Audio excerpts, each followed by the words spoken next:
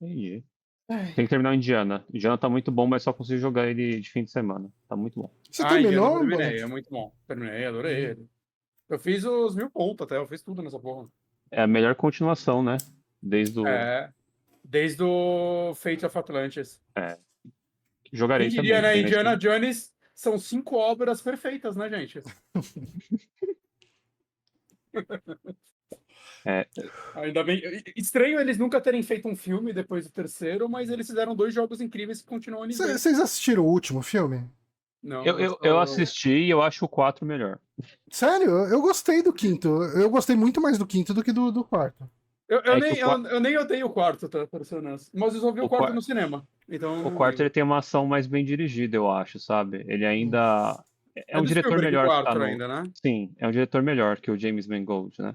O 5 eu O, acho que ele é um pouco perdido, sabe? No que ele quer fazer com Indiana, e aí no final ele não faz nada, assim. o que o diretor do 5 fez? Eu não conheço ele. Logan. Logan é bom. Logan é bom. Mas você Logan é já bom. reassistiu Logan? Ninguém reassistiu Logan. Mas Eu Logan é assisti Não, bom. Logan. Eu revi. Na Telecine. eu só vi no cinema. Eu vi na É, Telecine é depois. bom, bom filme. Beleza, ele fez The Wolverine antes. Mas ele fez Logan. Logan é bom. Eu vou tocar a abertura e aí a gente começa. Oh, beleza. Ah, Indiana Jones, então. Ele fez Johnny. Começa agora a Rádio Sete Peles, o podcast de horror dos Super Amigos.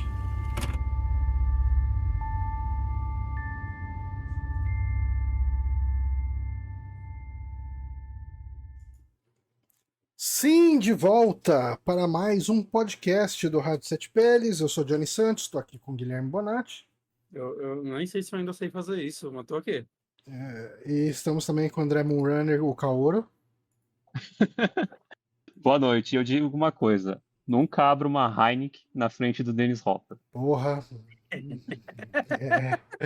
Eu acho que ele ficou mais ofendido com a Heine do que do saber que o vizinho tava pegando a mulherzinha dele ali. Eu tenho certeza que aquilo não tava no roteiro, inclusive.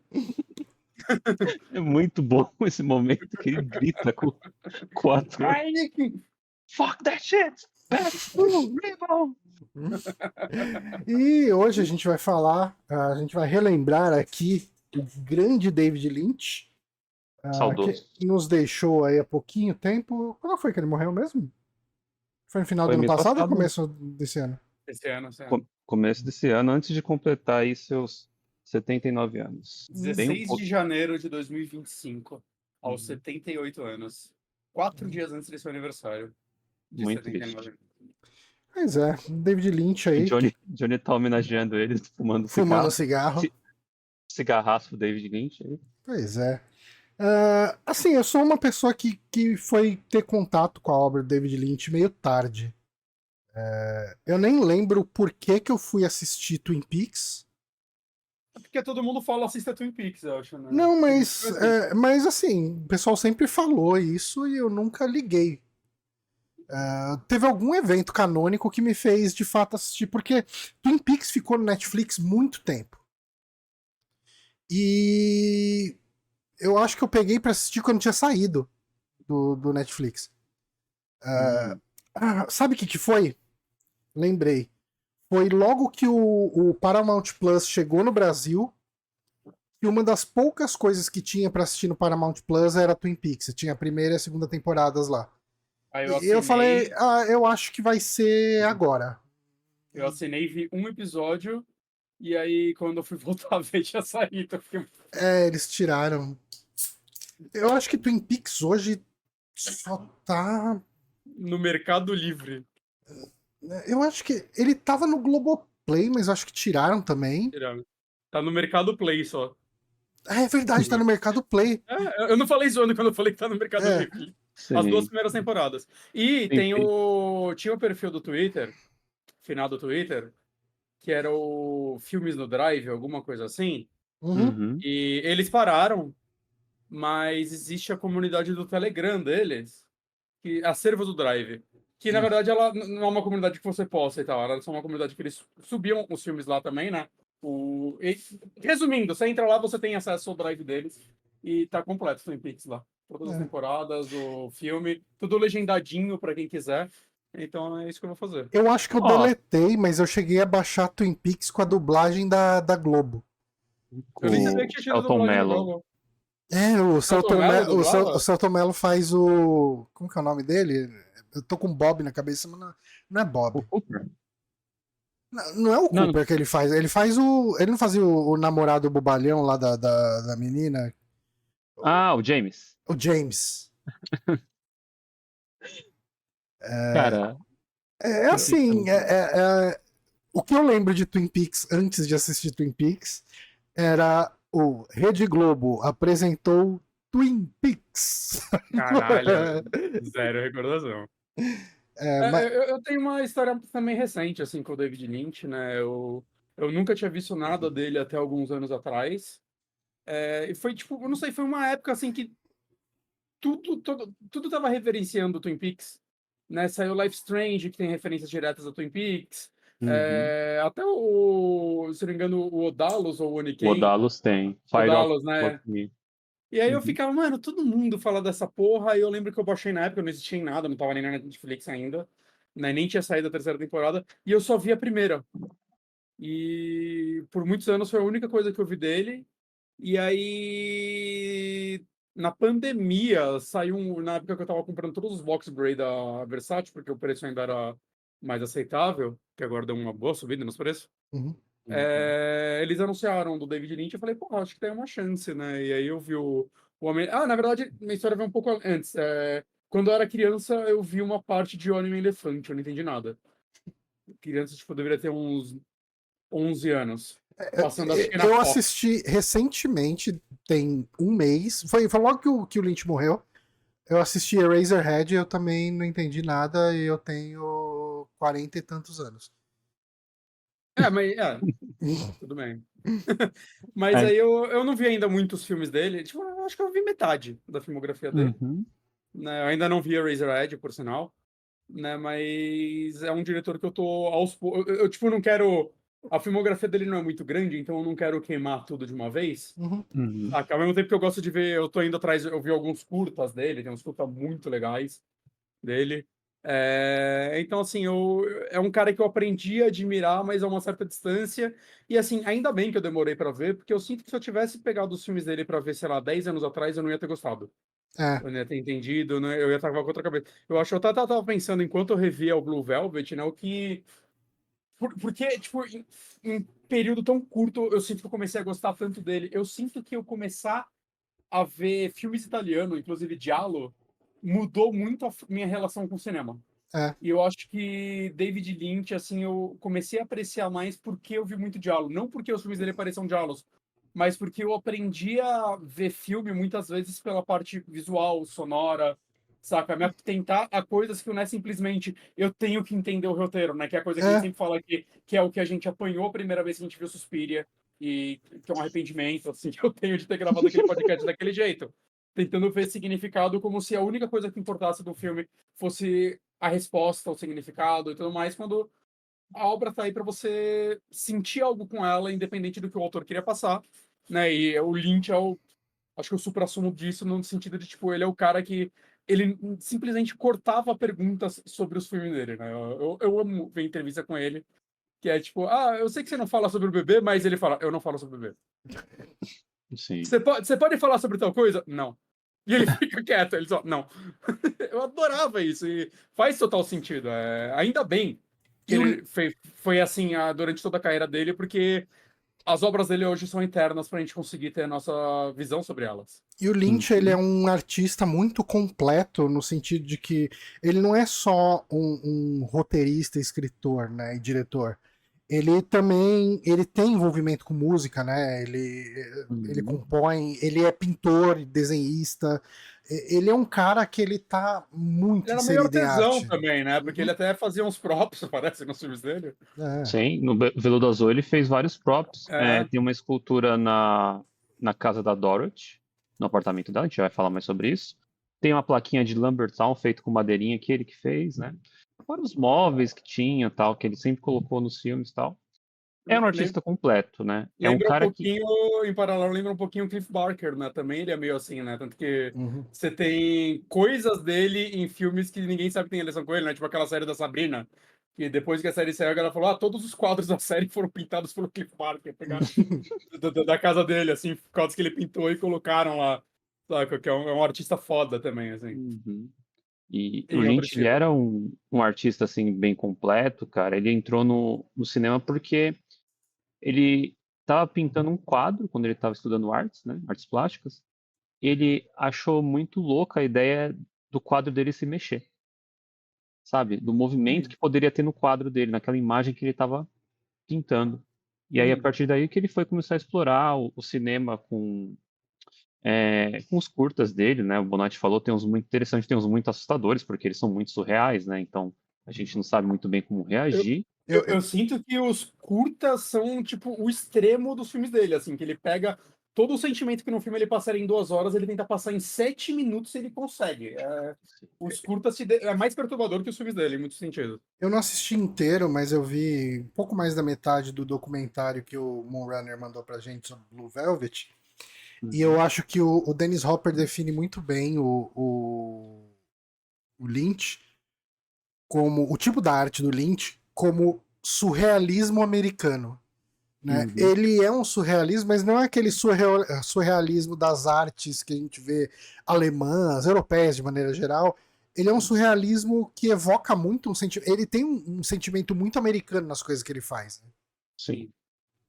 Ele tem. E eu acho que cria uma linguagem muito própria, muito autoral para ele. Eu acho uma coisa interessante do Lynch, né? Acho que eu falei isso em um outro podcast até, que, assim, uma coisa também que me fez demorar muito para ver os filmes do Lynch é que eu sempre ouvi as pessoas falando dele como se fosse, tipo, só uma maluquice. Tipo, pra mim ele ia ser aquele diretor que fica 1 hora e meia filmando uma parede. Uhum, E pode ser que ele fazia isso às vezes. Mas os filmes dele têm um ritmo bom. Ele tem cenas de ação. Saca, tipo, porra, um dos filmes dele, acho que mais esquecidos, que é aquele The Straight Story. Que é um filmaço, é uma biografia, é um filme que ele fez pra Disney, né? Que Uhum. é uma biografia sobre um senhor, não, um velhinho, que queria ir visitar o irmão dele, e ele vai num cortador de gramas, ele cruza, assim, parte dos Estados Unidos num cortador de gramas, aquele que você vai sentadinho. E, cara, tem uma cena dele perdendo o controle do cortador de gramas, é uma edição tão dinâmica, assim, que parece que o cortador de grama tá indo a, tipo, 200 por hora, saca? É muito bom, assim, ele tem um ritmo de ação, assim, que eu acho que é excelente, assim. Eu vi recentemente também o Estrada Perdida. uhum, Cara, tem umas cenas literalmente na estrada que é filmagens aceleradas. Cara, tem uma cena que eu sinto que é um desabafo do David Lynch, que o, entre aspas, vilão do filme, um cara só corta ele, começa a dar farol pra ele, ele deixa o cara passar e ele, tipo, cola o carro atrás dele, faz o cara bater, se começa a sentar a porrada nele, tira a arma e fala: Você é um idiota! Fica dando farol na estrada. Eu falei: Caralho, isso daí parece muito Lynch só abrindo o coração, porque eu odeio pessoa que faz isso também. Se eu fosse um artista, acho que eu faria algo desse tipo, saca? Mas o meu ponto é que tipo, os filmes do Lynch, eles não são Bergman, saca? É um parado, mas não é um super parado. Eles não são um Michael Haneke, que a gente falou sobre o Funny Games e os outros filmes dele. Que aquele sim, ele faz um filme que tem, tipo, 3 ângulos de câmera o filme inteiro e a câmera fica parada às vezes por 15 minutos. O Lynch, ele é um diretor que é claro que ele não é super fácil de você entrar, mas eu acho que ele é uma porta de entrada para um tipo de cinema um pouco mais complexo, em alguns Uhum. sentidos. É porque ele ainda tem um ritmo legal. O Lynch, pra mim, o primeiro filme que eu vi dele foi Veludo Azul, né? Ah, Porque que eu, interessante. eu nem sabia que era dele, assim, tava em lista de suspenses, né? E eu falei, não, tem esse Veludo Azul, vou ver. E foi uma viagem muito boa. E ele foi um cineasta também que, pra mim, eu coloco junto com o Sérgio Leone, que é um meu cineasta favorito, né? E o Pedro Almodóvar, que foi um cinema que eu assisti que me deu um outro sentimento que eu não estava acostumado, sabe? Sensações novas que veio com o cinema dele. Então, esse medo que dá aos filmes dele, porque você não está no controle, você não sabe o que esperar, porque as regras não são as regras do cinema convencional, eu acho que é algo muito único. E o que o Dennis Hopper, aí o falecido Dennis Hopper falou, né, a aspa dele do podcast, eu acho que é realmente a melhor definição, que ele é um surrealista dos Estados americanos, dos Estados Unidos. Uhum. Tanto que o Veludo Azul, acho que é o filme mais fundamental do David Lynch, né? Que a partir daqui ele vai integrar as parcerias artísticas que vão perdurar o resto da carreira dele, e também ele vai explorar os temas com uma facilidade muito maior, né? Esse tema a dualidade da sociedade dos Estados Unidos, assim, pensando nos anos 50, né? O que está escondido por trás daquela cerquinha branca, né? Cara, é fascinante. E eu acho que o Veludo Azul, ele é a porta de entrada perfeita, assim, pro cinema do Lynch. Ele é bem de boa de ver. Eu acho que Uhum. ele é uma bela porta de entrada mesmo. Acho que ele é um meio termo, né, entre o Lynch, vamos dizer assim, comercial no sentido. É que o Lynch ele tem uma carreira interessante, né? Que ele fez Eraserhead, que eu não vi ele ainda, né? Mas falam que é um dos filmes essenciais dele, né? E é o Lynch independente, vamos dizer assim, Uhum. que é algo tão grande. E é engraçado, né? Você vê que, tipo, uma coisa que o Lynch tinha muito orgulho de falar é que foi quando ele descobriu que o Eraserhead era o filme favorito do Stanley Kubrick. Sim. Porque ele era muito fã do Kubrick, né? Ele conta a história de que. Não lembro se era algum ator ou alguma pessoa que trabalhava com ele, que conheceu o Kubrick e tudo mais. O Kubrick queria conhecer o Lynch, mas o Lynch não quis porque ele descobriu que o Kubrick gravava todas as conversas dele. Ele falou: não quero ser gravado. Mas aí o Kubrick uma vez chamou uma galera que o David Lynch conhecia. Ele falou: vocês querem ir na minha casa ver meu filme favorito? E os caras, pelo amor de Deus, o Kubrick tá me chamando pra ver um filme favorito dele, vamos lá. Chegaram na casa dele, tava lá no cineminha particular dele passando Eraserhead, que acho que ele tinha em Uhum. 16mm lá. E o Sim. Kubrick, tipo, foi algo grande pra ele. Ele, caralho, meu filme é o filme favorito do Kubrick. O, Mas logo na sequência é engraçado que ele fez o Homem-Elefante, que é uma biografia, né? E que é um filme.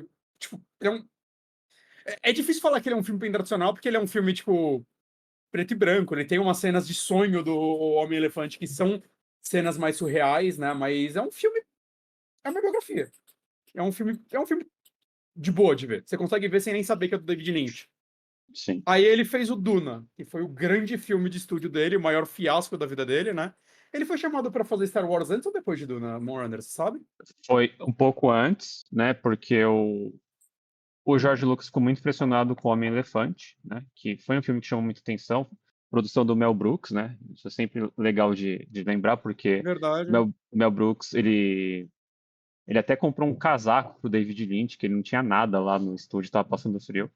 E aí o David Lynch usou o casaco a produção inteira, e quando teve uma homenagem, acho que aos, não sei, 70 anos da carreira do Mel Brooks, o David Lynch foi no palco, agradeceu e mostrou que ele ainda tinha o casaco guardado, cara. Isso é Que muito foda. legal, que legal.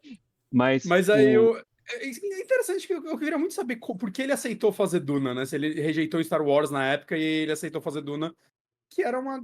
Né, Star Wars é inspirado em Duna, então é uma super Eu acho produção também. que, assim, nesse documentário ele não fala muito, além da questão Uhum. do um pouco de arrependimento ali, mas no meu entendimento, baseado em nada, eu acho que ele quis abraçar o desafio de fazer aquele filme que era impossível de traduzir pro cinema Ainda e, mais e naquela época, né? traduzir, né? E Uhum. tentar dar a visão dele Eu, para isso. Eu eu assisti o imagino que ele não Duna teve. Eu e imagino que ele não teve o corte final o direito de corte final, né? Não, De Duna. não teve. Não, não. Tá. eu assisti Duna em VHS duplo. É, Ô, louco. E aí, E você lembra? eu não lembro de praticamente nada. Eu lembro do Sting de tanguinha. eu vou ser honesto com vocês, eu nunca vi nenhum Duna, nem os novos que falam Né? que são bons. Eu era viciado em Dune 2 no PC, né? Que foi Primeiro RTS, né? praticamente o primeiro RTS. Já tinha outras coisas, mas ele foi o que explodiu, né? Hum. Mas então, eu nunca E vi. eu assisti Dune por causa do jogo. Faz sentido. Mas eu nunca vi nenhum, mas eu devo falar que quando olho imagens do Lynch, eu acho ele visualmente tão bonito assim, saca? Hum. Ele é aquele épico, não vou dizer tosco, eu não sei, cara, eu gosto desse visual. Eu gosto do visual do Uhum. filme. Esse negócio tudo mais palpável, vamos dizer assim. Eu quero ver ele. Uhum. Mas depois Ó, desses dois filmes, ele fez o Blue Velvet, né? Que foi um filme que ele exigiu né? O Miranda vai falar mais sobre isso. O corte final e tudo mais. E a partir de Blue Velvet, ele... Foda-se, eu só vou fazer o que eu quero agora. Ele nunca mais fez filme direto... Tipo, ele fez o Straight Story, que foi um filme pra Disney, mas eu imagino que ele tenha tido um pouquinho mais de input, né, nesse filme. Tanto que... Putz, ele é um filmaço. Sim. Então, ele nunca mais fez um filme diretamente para estúdio, assim, né? Nunca pegou mais uma super produção e coisas do tipo. Ele só foi fazer o que ele queria, até ele fazer o Island Empire, que ele ficou fascinado com a ideia de câmeras digitais. Eu acho que é por isso que o Tarantino odeia ele. E porque tem até a entrevista dele falando: filme, um dinossauro, acabou, joga fora essa porra toda. Digital é o futuro. Caralho, é muito louco isso. E Mas depois ele o não é Island o Empire. único, né? Sim, tem outros diretores antigos que preferem digital. Mano, você vê o que você tá fazendo na hora. Eu não tenho que esperar Uhum. revelar a parada. Tem suas vantagens e desvantagens, e cada um faz o que quer. Mas eu acho interessante que depois do Island Empire, ele tipo, falou, não vou mais fazer filme. E aí ele descobriu a internet, ele ficou fascinado com a internet também. Ele começou a fazer o site dele, ele vendia coisa no site dele, acho que, tipo, não sei, talvez um dos primeiros sites independentes a começar a criar coisas tipo, você me manda dinheiro e ele vou fazer curtas metragens aqui e divulgar. Só que ele basicamente fez um pré-Patreon pra fazer os filmes digitais dele na garagem dele e foda-se, assim. Então é interessante, assim, como ele é um cara que, tipo, foda-se, ele foi andando, assim, com a carreira dele, E né, voltou e pra voltou. fazer Twin Peaks, cara, que é assim. Eu acho que é o melhor revival de séries que existe. Ele é muito interessante. Ao mesmo tempo que o Twin Peaks antigo ficava dialogando com a estética de soap opera, né, de novelinha, esse vai dialogar com a estética das séries dos homens difíceis, tipo Walter White, Tony Soprano. Legal. Cara, é muito interessante e A ele vai terceira temporada virando, de Twin Peaks é uma coisa muito única, né, cara? sim, é muito único. Cara, eu assisti na época foi demais, cara. Foi Eu, muito bom. Todo mundo que conhece que assistiu, eu queria saber a opinião de vocês. Fala que não é uma série, é um filme de 16 horas. Ah, É, Eu sei vi dizer. muita gente falando isso. eu não sei. O que que faz uma coisa ser um É, filme de 16 horas e não um filme? Eu acho que. Aí eu tô tirando um pouco do rabo, mas eu acho que é tipo, a estrutura de série é que cada episódio, apesar de tudo, ele acontece em 3 atos.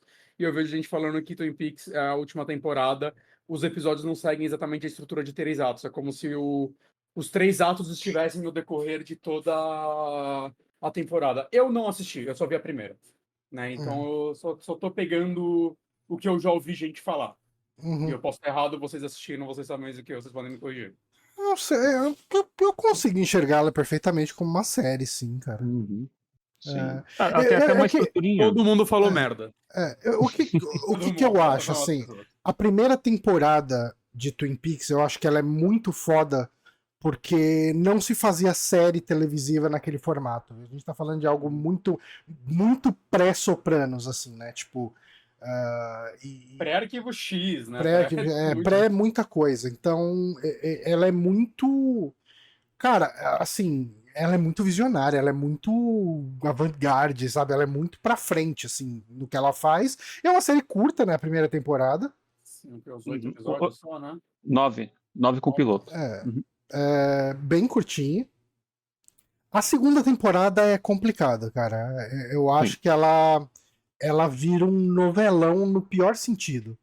De histórias que ficam patinando pra render episódio, sabe? Tipo, Mas tanto fica que ruim teve. depois que o Lynch sai ou até a parte do Lynch você acha que é meio ruim?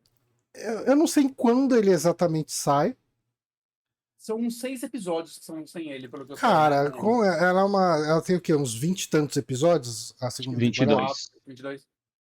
22. Eu acho que o problema dela é enrolação. Então, bem provável que é a ausência do David Lynch ali pra conduzir. Uhum. E acho que Porque Final, a galera tava querendo mandar muito também, né? Por isso que ele saiu, né? Não tava dando a liberdade que ele queria. é que assim, tem uma questão que falam que houve uma pressão muito grande no Lynch e no Mark Frost, que é o co-criador, em revelar quem era o assassino da Laura Palmer. Sim. Porque a ideia deles era que esse mistério puxasse outros e ficasse naquela cidade com vários mistérios. Só que o negócio fez tanto sucesso, né, a ponto da Rainha Elizabeth mandar o Paul McCartney ir dormir, que não ia ver o show particular dele porque ela queria assistir Twin Peaks, sabe? Tão famoso. O Gorbachev, né? Parece que Gorbachev, ele pediu pro. Quem que era o presidente na época? Era o Bush Bush pai? É. uhum. Ele falou, tipo, uma das cláusulas para ter a paz ali na Guerra Fria era falar quem era o assassino da Laura Palmer. Esse negócio assim, A bizarro. Guerra Fria estragou Twin Peaks, mas tinha que ter continuado essa merda de Guerra Fria por mais uns 5 anos. E o Lynch e o Mark Frost, eles meio que abandonam, assim, o projeto, sabe? O Lynch porque ele tava fazendo Coração Selvagem com o Nicolas Cage, né? Tem que ver esse. Filmaço, muito bom. E o Mark Frost também porque ele ficou desanimado. Então ficou na mão de uma galera que não sabia muito bem o que fazer, e tentando replicar o que os dois criaram, eles se perderam. Por exemplo, tem uma cena na segunda temporada que uma personagem vira uma maçaneta. E isso nunca é explicado. Isso nunca é mais Mas mencionado. isso é Lynch, isso não é a galera que ficou. Não, isso é alguém imitando o Lynch e o Mark Frost, sabe? Tentando aquele mistério e tal. E aí depois entra um arco de um detetive do FBI, que é meio que um arco inimigo do Dale Cooper, e aí ele retoma o final. Assim, os últimos Falou que o episódios- último episódio é incrível da segunda temporada. O último episódio é talvez um dos melhores episódios de Twin Peaks. Caralho. E o filme é legal, o Firewalk With Me. Sim. Tarantino discorda de você. Ele falou que depois desse filme ele nunca mais viu nada do David Lynch. Ah, Mas ele já copiou muita coisa do Veludo Azul no Cães de Aluguel, então já tá bom, não precisa ver mais nada. Né? Mas, e assim, O que é triste que o Lynch gostava do Tarantino, né? Falou mó bem dinheiro uma vez em Hollywood. o que, Sim. a primeira temporada de Twin Peaks, ela é. Eu acho que é uma proto-televisão tipo, que influenciou demais tudo que veio depois. Uhum. A terceira temporada é Lynch em estado bruto, assim, sabe? Tipo, é muito David Lynch. É loucura, é piração. E assim, o que ele faz com o protagonista, né? Com o Dale Cooper, tipo, ninguém teria coragem de fazer Não mesmo. com o protagonista. Eu não tô falando de matar um personagem. Eu tô falando de fazer uma coisa doida com o personagem. E você fala, caralho, mano, o pessoal assistia a série por causa desse cara. E vocês fizeram isso com esse cara. Eu sou muito curioso, mas você não fala. Não, tipo. Porque eu fiquei. Eu não sei se o Moonrunner teve essa impressão. Eu fui assistir muito tempo depois, né? Eu não assisti no lançamento. Mas eu não tomei spoiler de nada, eu fiquei completamente alheio, então eu não sabia o que ia acontecer. Não peguei zeitgeist de nada, né? Então foi uma experiência muito virgem pra mim. Eu fiquei, sei lá, quantos episódios tem? Uns 13? Acho que são 18 episódios. 18 episódios. Eu fiquei uns 6 episódios falando, não, beleza, ele vai voltar a ser o Dale Cooper, né? Tipo, a qualquer momento. E chegou uma hora lá, que já tava no quinto ou sexto episódio, eu falei, não, tá Lynch, eu vou te dar a minha mão e você me guia pra onde você quer conduzir essa história aí, porque você não vai ser óbvio. Então, vamos seguir essa história daí. É muito interessante, assim, porque o The Return, ele nega muito a nostalgia da série. Totalmente. Sabe? Ele é até uma crítica dessas coisas de ter um revival pela nostalgia que não acrescenta nada. Ele realmente é uma continuação e você fica feliz por alguns personagens. Existe um payoff de um romance no The Return que é maravilhoso, cara. Que assim, acho que era o que todo mundo queria ter visto nas 2 temporadas. E ao mesmo tempo você fica muito triste com as escolhas de muitos personagens queridos, sabe? E isso pode até respingar no protagonista, cara. E eu não gostaria de dar spoiler nenhum dessa série, cara. É uma série pra se ver sem saber o que você vai ver. Sim. E muito bom, assim. Fora que eu acho que ele é uma série que funciona bem melhor se você já assistiu as maiores obras do Lynch, porque ele puxa muito da linguagem dele, né? Assim, muitos enquadramentos, muitas temáticas, né? Mas, cara, é muito divertido, assim, tipo, pô, não deixa de perder, assim, que eu acho que é o... Sei que os filmes dele são maravilhosos, mas ele terminou com The Return, cara, e foi um puta de um presente pra audiência, sabe? Por isso que eu falo que tipo, a morte dele é triste, mas assim, eu fico feliz que ele foi um cara que ele viveu a vida dele como ele queria e ele conseguiu, tipo, fechar a maior obra da vida dele, assim, saca? De uma Uhum. forma, tipo, tá, ninguém precisa mais tocar nisso, assim. Aham. Toma. Ele conseguiu realizar, assim, a parada dele. E, cara, Uhum. quantos artistas conseguem isso, saca? Poucos. E ele conseguiu, assim. A Paula quer muito rever Twin Peaks. Ah, a minha preguiça é a segunda temporada, mas eu reveria a primeira e a última temporada amarradão, assim, sabe? Tipo, Uhum. é que a segunda temporada é difícil, viu, cara? Mas Sim. enfim, Veludo Azul. Veludo Azul. Vamos entrar na pauta Vamos entrar agora. na pauta. Ah, mas Tá. a gente falou que o cast ia ser sobre o David Lynch também, né? Ah, sim, sim. Não, com certeza, cara. Eu não tô reclamando. Falar do David Lynch é sempre muito bom. Bom, posso apresentar ou vocês? Fica à vontade. Você. O filme que a gente vai discutir hoje é O Veludo Azul, Blue Velvet, de 1986. Ele é dirigido e escrito pelo David Lynch, foi produzido por Fred Caruso e distribuído pela De Laurentiis Entertainment Group, que é a distribuidora do Dino De Laurentiis, um dos produtores mais famosos, né, que é responsável por muitos clássicos de terror italiano e terror dos Estados Unidos também, né? Fora um monte de filme que o cara produziu, ele produziu até filme de cachorro falante, né? E o Isso cara quer queria dizer ganhar que você, dinheiro. quando você faz filme de cachorro calante, quer dizer que você já tá lá no suprassumo de ganhar dinheiro em Hollywood, né? Assim, fez Air Bud, milionário, cara. Né? Uhum. E a música é do Ângelo Badalamenti, que foi o compositor que, depois de Veludo Azul, praticamente fez todas as obras do David Lynch, né? Ele que fez a trilha sonora do Twin Peaks, etc. E Que edição do... musiquinha foda, né? Não, muito foda. E edição do Duane Duyan, que é um editor também que trabalhou na maioria dos episódios do Twin Peaks e em outros filmes também do Lynch. Estrelando aqui, a gente tem o Kyle MacLachlan, que é o Dale Cooper do Twin Peaks, né, que virou o avatar do David Lynch, basicamente. Ele é bem avatar do David Lynch, né? Tipo, você percebe isso nesse filme, por exemplo.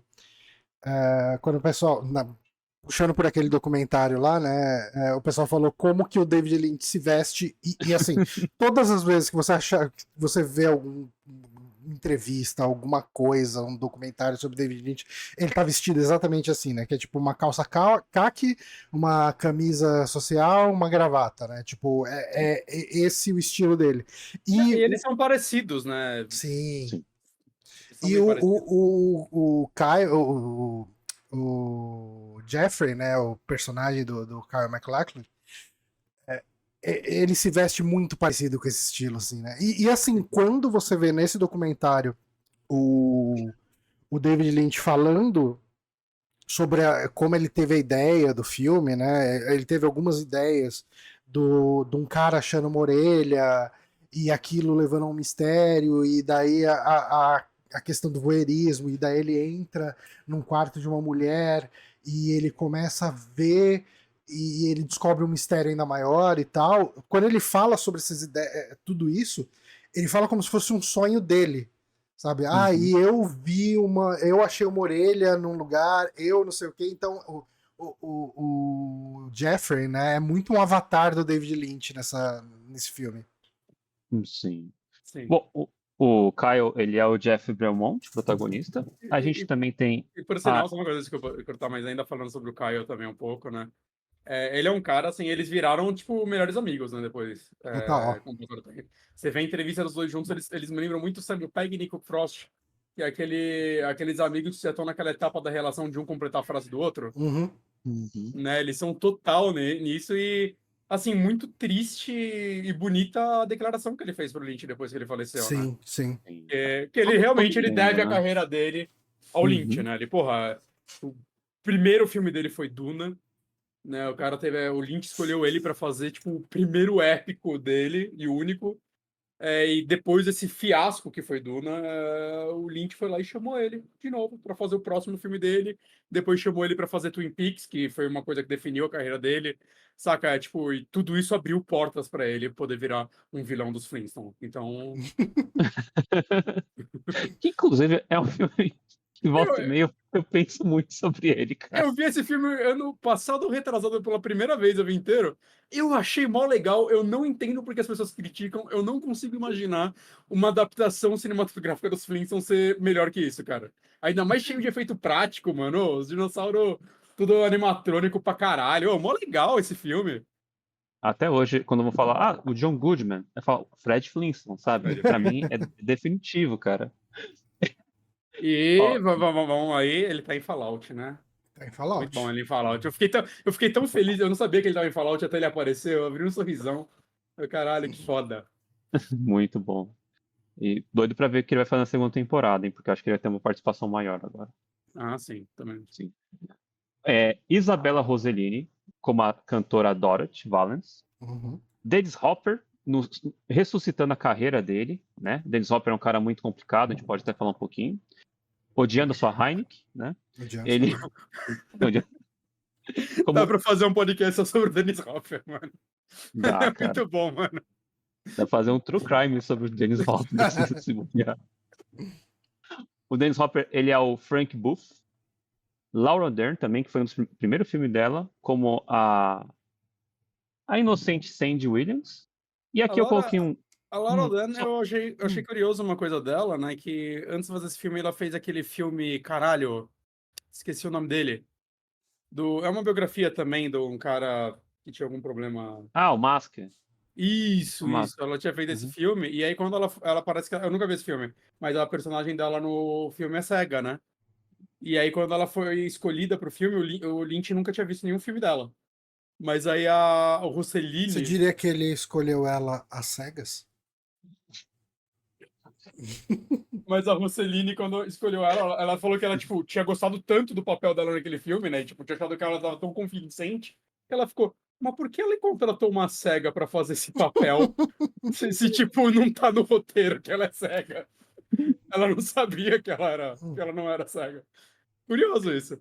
A Laura Dern é uma excelente atriz, por sinal, né? Sim. Sim. E também Ela... é recorrente, né, com o Lynch. Ela faz um personagem do The Return que, cara, quando você descobre que personagem que ela é, você fala, puta, não podia ser outra pessoa, sabe? É muito foda, cara. Total. O Island Empire também só existe meio que por causa da amizade dela com o Lynch, né? Que ela tinha se mudado pra perto da casa dele, eles se reencontraram e aí eles iam fazer um curta, eles escreveram, acho que eles chegaram a filmar. E o Lynch falou, e se isso for um filme?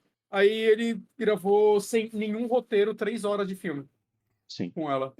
Esse eu nunca vi, cara. É um que eu tô aguardando, né? Porque eu queria... Eu tô maluco pra ver, mano. Ver no cinema, porque é um filme de 3 horas, acho que é uma experiência legal de ter no cinema, né? E medo de me distrair em casa, sabe? Com esse tipo de filme e tal. Enfim. Ó, só pra finalizar, tem o Brad Dourif também, fazendo Capanga. O único problema desse filme é que tem pouco da Brad Dourif. Brad Dourif que simplesmente achou uma cobra morta na rua e levou pro set e ficou brincando com ela. Aí. Né? Tem... Moana, você que é um Ah. você que é um conhecedor maior de Lynch do que eu e o Bonatti, você diria que Vixe. Veludo Azul pode ser considerado um proto Twin Peaks? Olha, sim, porque é a cidadezinha madeireira, né? É os mistérios que estão por trás da cerca branca da boa família, né? Existe todo um lado dark side da cidade que você não tá vendo. E o projeto posterior do Lynch foi Twin Peaks, né? Então eu acho que foi o jeito de solidificar esse surrealismo americano dele. Então, nessas temáticas, cara, pra mim é um proto Twin Peaks, sim. Até fico brincando que o Veludo Azul é como o Dale Cooper conhece aquela personagem do The Return, que é a Laura Dern, sabe? Porque os dois são jovenzinhos, Okay. é muito, muito legal, cara. Uma coisa... Não, falei. Pode falar, Não, eu ia falar alguma coisa que eu acho curiosa, é que, tipo, os 3 capangas do Dennis Hopper, né, que é o Brad Dourif, o Jack Nance e o... Jack Nance. E eu acho que é o Ken Stovitz. Os 3 foram atores em Duna também, né? Sim. Então o Lynch arrastou uma galera, assim, de Duna pra esse filme, apesar do fiasco de Duna, o que é muito legal. Eu só fico muito triste que foi a última vez que ele trabalhou com o Brad Dourif. O Jack Nance, cara, ele é o ator que tá acompanhando o Lynch desde Eraserhead. Ele é o Eraserhead. Ele é verdade, né? Ele é o Eraserhead, né? Ele tá em Twin Peaks também, né? Tá, ele é o cara que acha a Laura Palmer morta, né? Que ele é um, Ele é o primeiro pescador. personagem que aparece, né? Sim, sim. Ele só não acompanhou mais porque ele morreu, né? Assim, ninguém sabe como ele morreu, cara. Ele simplesmente um dia acharam o corpo dele com uma pancada na cabeça. Caralho. Caralho. Bom, assim, me parece que sabem como ele morreu. Não sabem se ele bateu a cabeça ou se bateu na cabeça tá. dele, é isso. Ok. Caralho, parece uma nova temporada de Twin Peaks, que merda, mano. O orçamento foi de 6 milhões de dólares, bilheteria de 8,6 milhões. E Inclusive, o orçamento é um orçamento com muito corte na carne, né? muito corte na carne. O Dino De Laurentiis, ele prometeu pro David Lynch que ele daria o final cut pro diretor se ele reduzisse o salário de diretor e também o orçamento. Aí o David Lynch pegou, porque ele aprendeu que com Duna ele tinha que ter o corte final do filme, senão ele não ia se sentir feliz nunca mais trabalhando com cinema, né? Eu lembro que eu vi uma entrevista com o David Lynch há uns anos já. Acho que eram aqueles Q&A, né? Aqueles de perguntando da audiência e tudo mais. Né? Acho que alguém perguntou para ele alguma coisa sobre dicas para quem tá começando e tudo mais, né? Aí ele fala, tipo, tem várias coisas que ele fala, né? Tem até aquela entrevista muito famosa que ele fala sobre ideias, né? Anote suas ideias, porque as ideias, elas vêm, do mesmo forma que elas vão embora e tudo mais.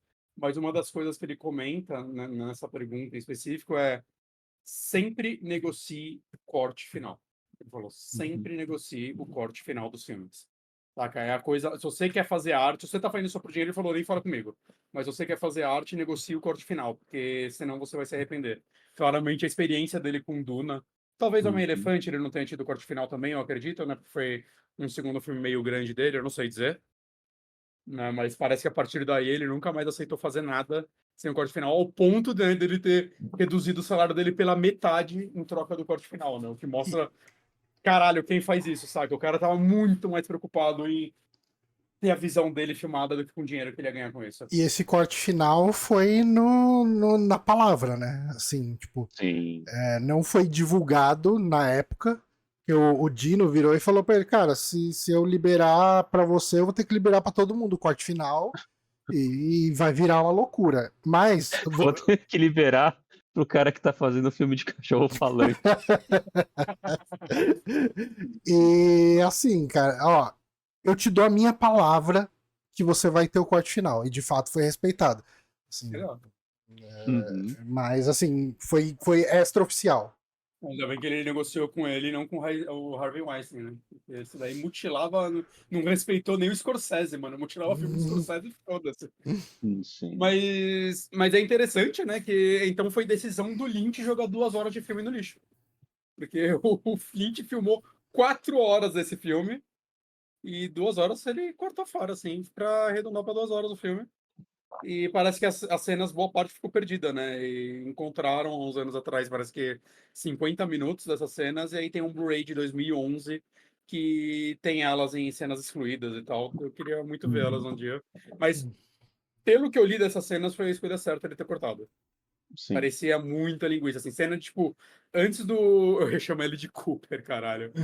Antes do Jeffrey, ele descobriu que o pai dele teve um ataque cardíaco, tinha, tipo, uma cena gigante dele na escola, ele tinha uma namorada na escola, ele impedia um estupro na escola, aí ele ia pra casa e descobriu... Cara, me parece tanta enrolação. Não. É tipo uma side quest a parada, mano, não precisa disso não. Legal ter se eles acharam esse material, você ter ele isolado pra você assistir, mas é uma coisa que eu não gostaria nem que reeditassem no filme um dia. É quase um filme do James Bond, né? Começa com uma aventura anterior, aí depois vai começar o filme, né? Pelo amor de Deus, mano, não precisa disso não. É só a sinopse, então? O estudante Jeffrey Belmont volta para sua cidade natal, Lumberton, após seu pai ter uma complicação médica. Durante sua estada, o jovem encontra uma orelha humana em um terreno baldio e a leva para a polícia. O detetive John Williams conta a Jeffrey que a orelha pode ter alguma relação com Dorothy Valance, uma cantora que se apresenta em um lounge local. Intrigado pelo mistério, Jeffrey se junta à filha de Williams, Sandy, em uma investigação particular. Cara, é muito um diálogo isso, né? Se você pegar bem... Totalmente. Tipo, a pessoa completamente aleatória fala, vou investigar esse crime. Foda-se. Mas isso que é muito interessante, né? A partir daqui a gente vai spoiler o filme, né? Mas eu acho que é muito de aquela sensação que você tem quando você é criança e está se tornando adolescente e você descobre uma coisa nova, sabe? Pode ser o sexo, pode ser masturbação, Na pode minha ser. adolescência não era, não. Mas, assim, se você pensar, é você descobrir algo que existe no mundo dos adultos que não está ao seu alcance. E Sim. você querer chegar o mais perto possível do fogo sem se queimar. E é isso que o Jeffrey faz, né? Porque ele não está indo por uma vontade de Um senso de fazer o justiça, certo, né? né? Isso, ele não impediu um estupro aqui, né? Porque foi cortado, né? Ele tá muito mais porque, cara, eu achei uma orelha no chão. Que essa orelha tá me levando? Eu quero descobrir mais, né?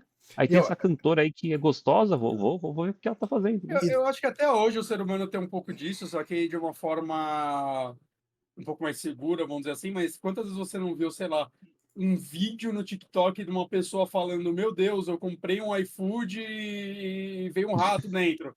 E aí você fica, meu Deus do céu, eu preciso saber a parte 2 disso, saca? Você descobre uma desgraça, você não se contenta em simplesmente entregar ela pra polícia, você quer saber o que vai acontecer, saca? Se tem um acidente na sua rua, você quer saber o que aconteceram com as vítimas. Elas sobreviveram ou não, mesmo que não tenha nada a ver com sua vida. Né? Obviamente, eu tô falando de coisa mais segura. Você talvez não vai entrar dentro do covil do mafioso para tentar descobrir algo, mas também é uma coisa bem humana, né? A gente querer saber o final das coisas. Sim. O detetive, ele impõe esses limites de um jeito muito claro, né, pro Jeffrey, né? Que o Jeffrey chega lá, entrega a orelha e tal, ele fica fascinado com aquela questão, por que aquela orelha estava naquele terreno baldio e tal. E daí o detetive fala, ó, obrigado pela sua colaboração, agora a gente vai tocar a investigação daqui e segue sua vida, né? Aí ele ainda tenta extrair depois, e o caso lá, como é que tá? Então, cara, a gente tá investigando, mas eu não posso ficar abrindo um assunto de polícia para você. Quando esse caso tiver resolvido, quando tudo tiver público, aí eu discuto com você o que aconteceu, o que deixou de acontecer.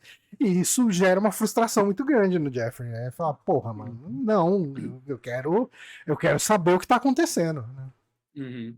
Sim. E aí, quando ele é frustrado, ao mesmo tempo ele conhece a Sandy, né? Que ela encontra com ele na casa do pai dela, que é o detetive, e fala: você que é o Ele garoto já que conhecia encontrou. ela,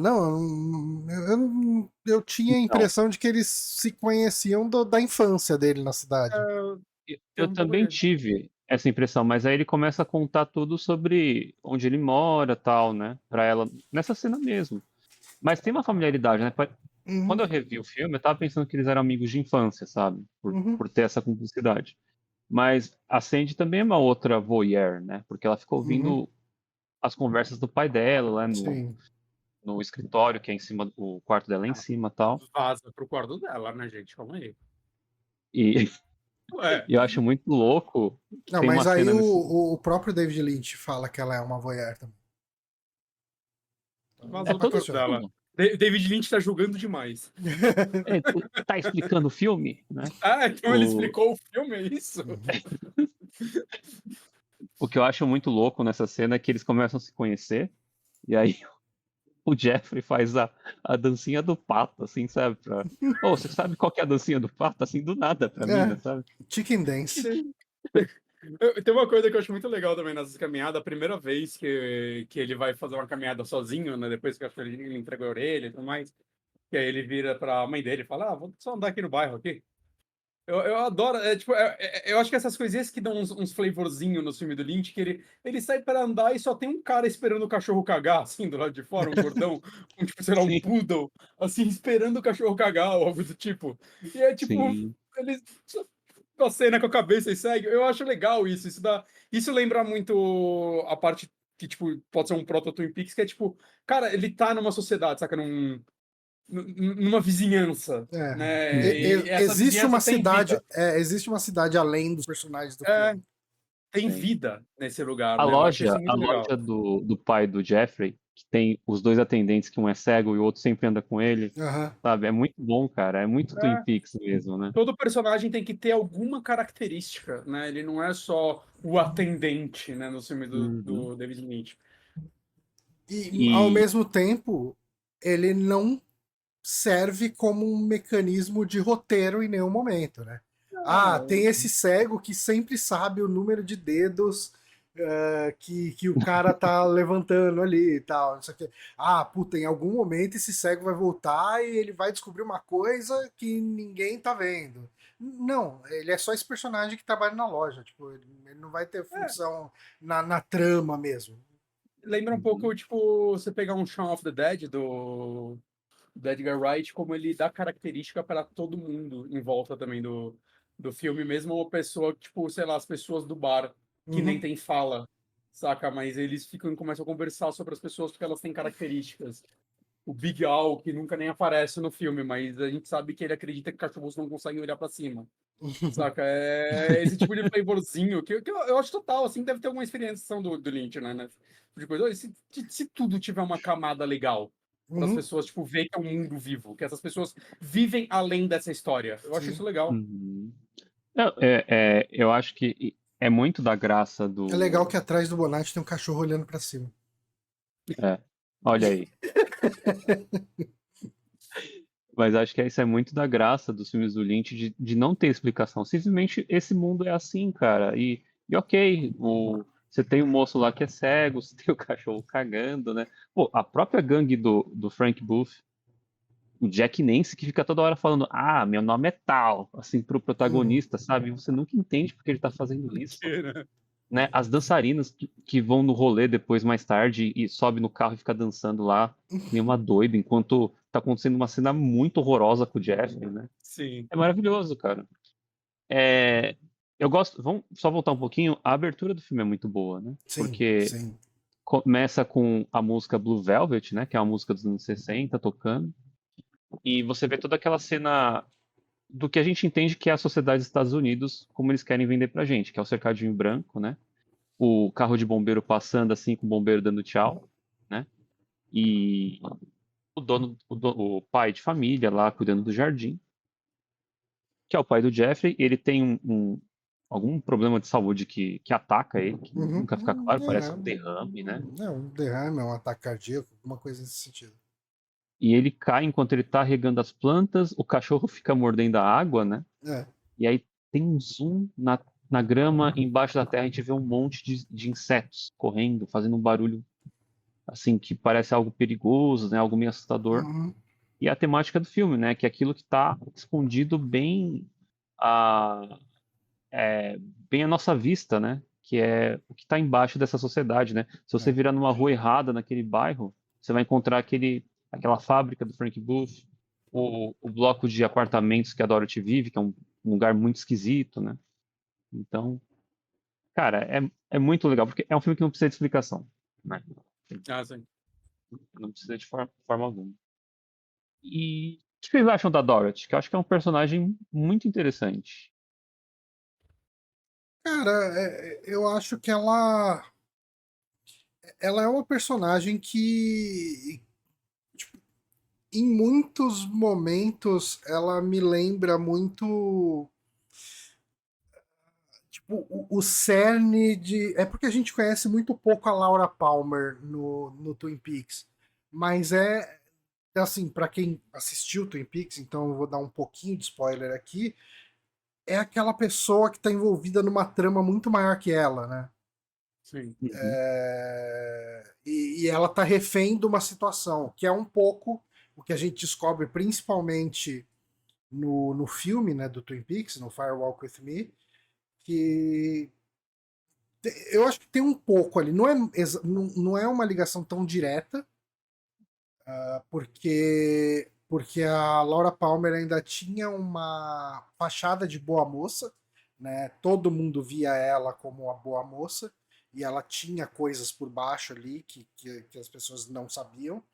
Aqui já é uma pessoa da noite, né? Então já se espera um certo nível de promiscuidade dela, mas é uma pessoa com uma vida muito sofrida, né? E é uma mulher que está numa situação de estar refém de uma situação de violência. ah, e o jeito que ela está refém ali tem um pouco de síndrome de Estocolmo ali. Assim, nada é muito óbvio, nada é muito preto no branco, assim, mas em alguns momentos ela me passa uma imagem de alguém que não sabe mais viver sem estar naquela situação de merda. Sim. Uhum. Essa foi um pouco a minha impressão dessa personagem. Ela me passa também um pouco de, tipo, às vezes ela tem, tipo, a parte que ela encontra o Jack lá o Jeffrey no armário, saca? Eu acho que, por exemplo, é uma cena muito interessante que mostra muito dela, porque ela começa a falar algumas coisas pra ele e falar pra ele não olhar pra ela e tudo mais. Logo na sequência entra o Dennis Hopper e você repara que ela, de certa forma, tá falando a mesma coisa que o Dennis Hopper fala pra ela. Ela tá Por passando exemplo. pra frente a violência que ela sofre. E isso é muito interessante, né? Porque é muito tipo, como assim? Ela encontrou esse voyeur aí, ela vai transar com ele, essa é a reação dela? Mas não, né? Você começa a ver que, na verdade, ali, ela queria estar no poder. Saca? Isso. Ela tava querendo, tipo, tudo que ela tava sofrendo, ela tava passando pra outra pessoa. Ali agora, ela foi de oprimida pra opressora por um curto período de tempo. Então você vê que existe algo explosivo dentro dela, querendo sair disso, mas talvez fora só uma força, né, para ela fazer sozinha. Uhum. Não, porque não Isso, tem, né, ela tá com um dos maiores malucos da história do cinema, fazendo um personagem bem maluco também. e isso é interessante porque ela tenta fazer essa reversão de poder com o Jeffrey, né? Subjugar Uhum. ele e, apesar da Dorothy Valance ser a Isabella Rossellini, né? Era muito bonita. Ela tá estuprando o Jeffrey, né? Sim, Ela tá sim. forçando ele a ficar pelado, ele não pode olhar para ela, né? É uma coisa de submissão forçada, né? E É até depois que engraçado, ela, né, que acho que é até um dos poucos casos que eu lembro no cinema de ter uma cena de quase estupro, né, de uma mulher com um homem. sim, e isso Não, que é é interessante. interessante quando você contrasta com como que a Dorothy se relaciona com o Jeffrey depois que eles se conhecem mais, né? Porque o Jeffrey, ele estabelece uma relação sexual com ela Sim. e em uma das cenas de sexo ela pede para ele bater nela, Uhum. né? E ele não quer. E é muito. É uma cena que vem depois da gente conhecer, né, o Frank, né? Já. Mas é uma cena que impacta muito o Jeffrey no sentido. Porque quando o Jeffrey conhece, né, o Frank, que é esse homem extremamente violento e dominador, e ele é tipo assim, um avatar da maldade, né? O Frank é uma pessoa completamente. Ele não tem camadas, ele é só mal, mal, mal, né?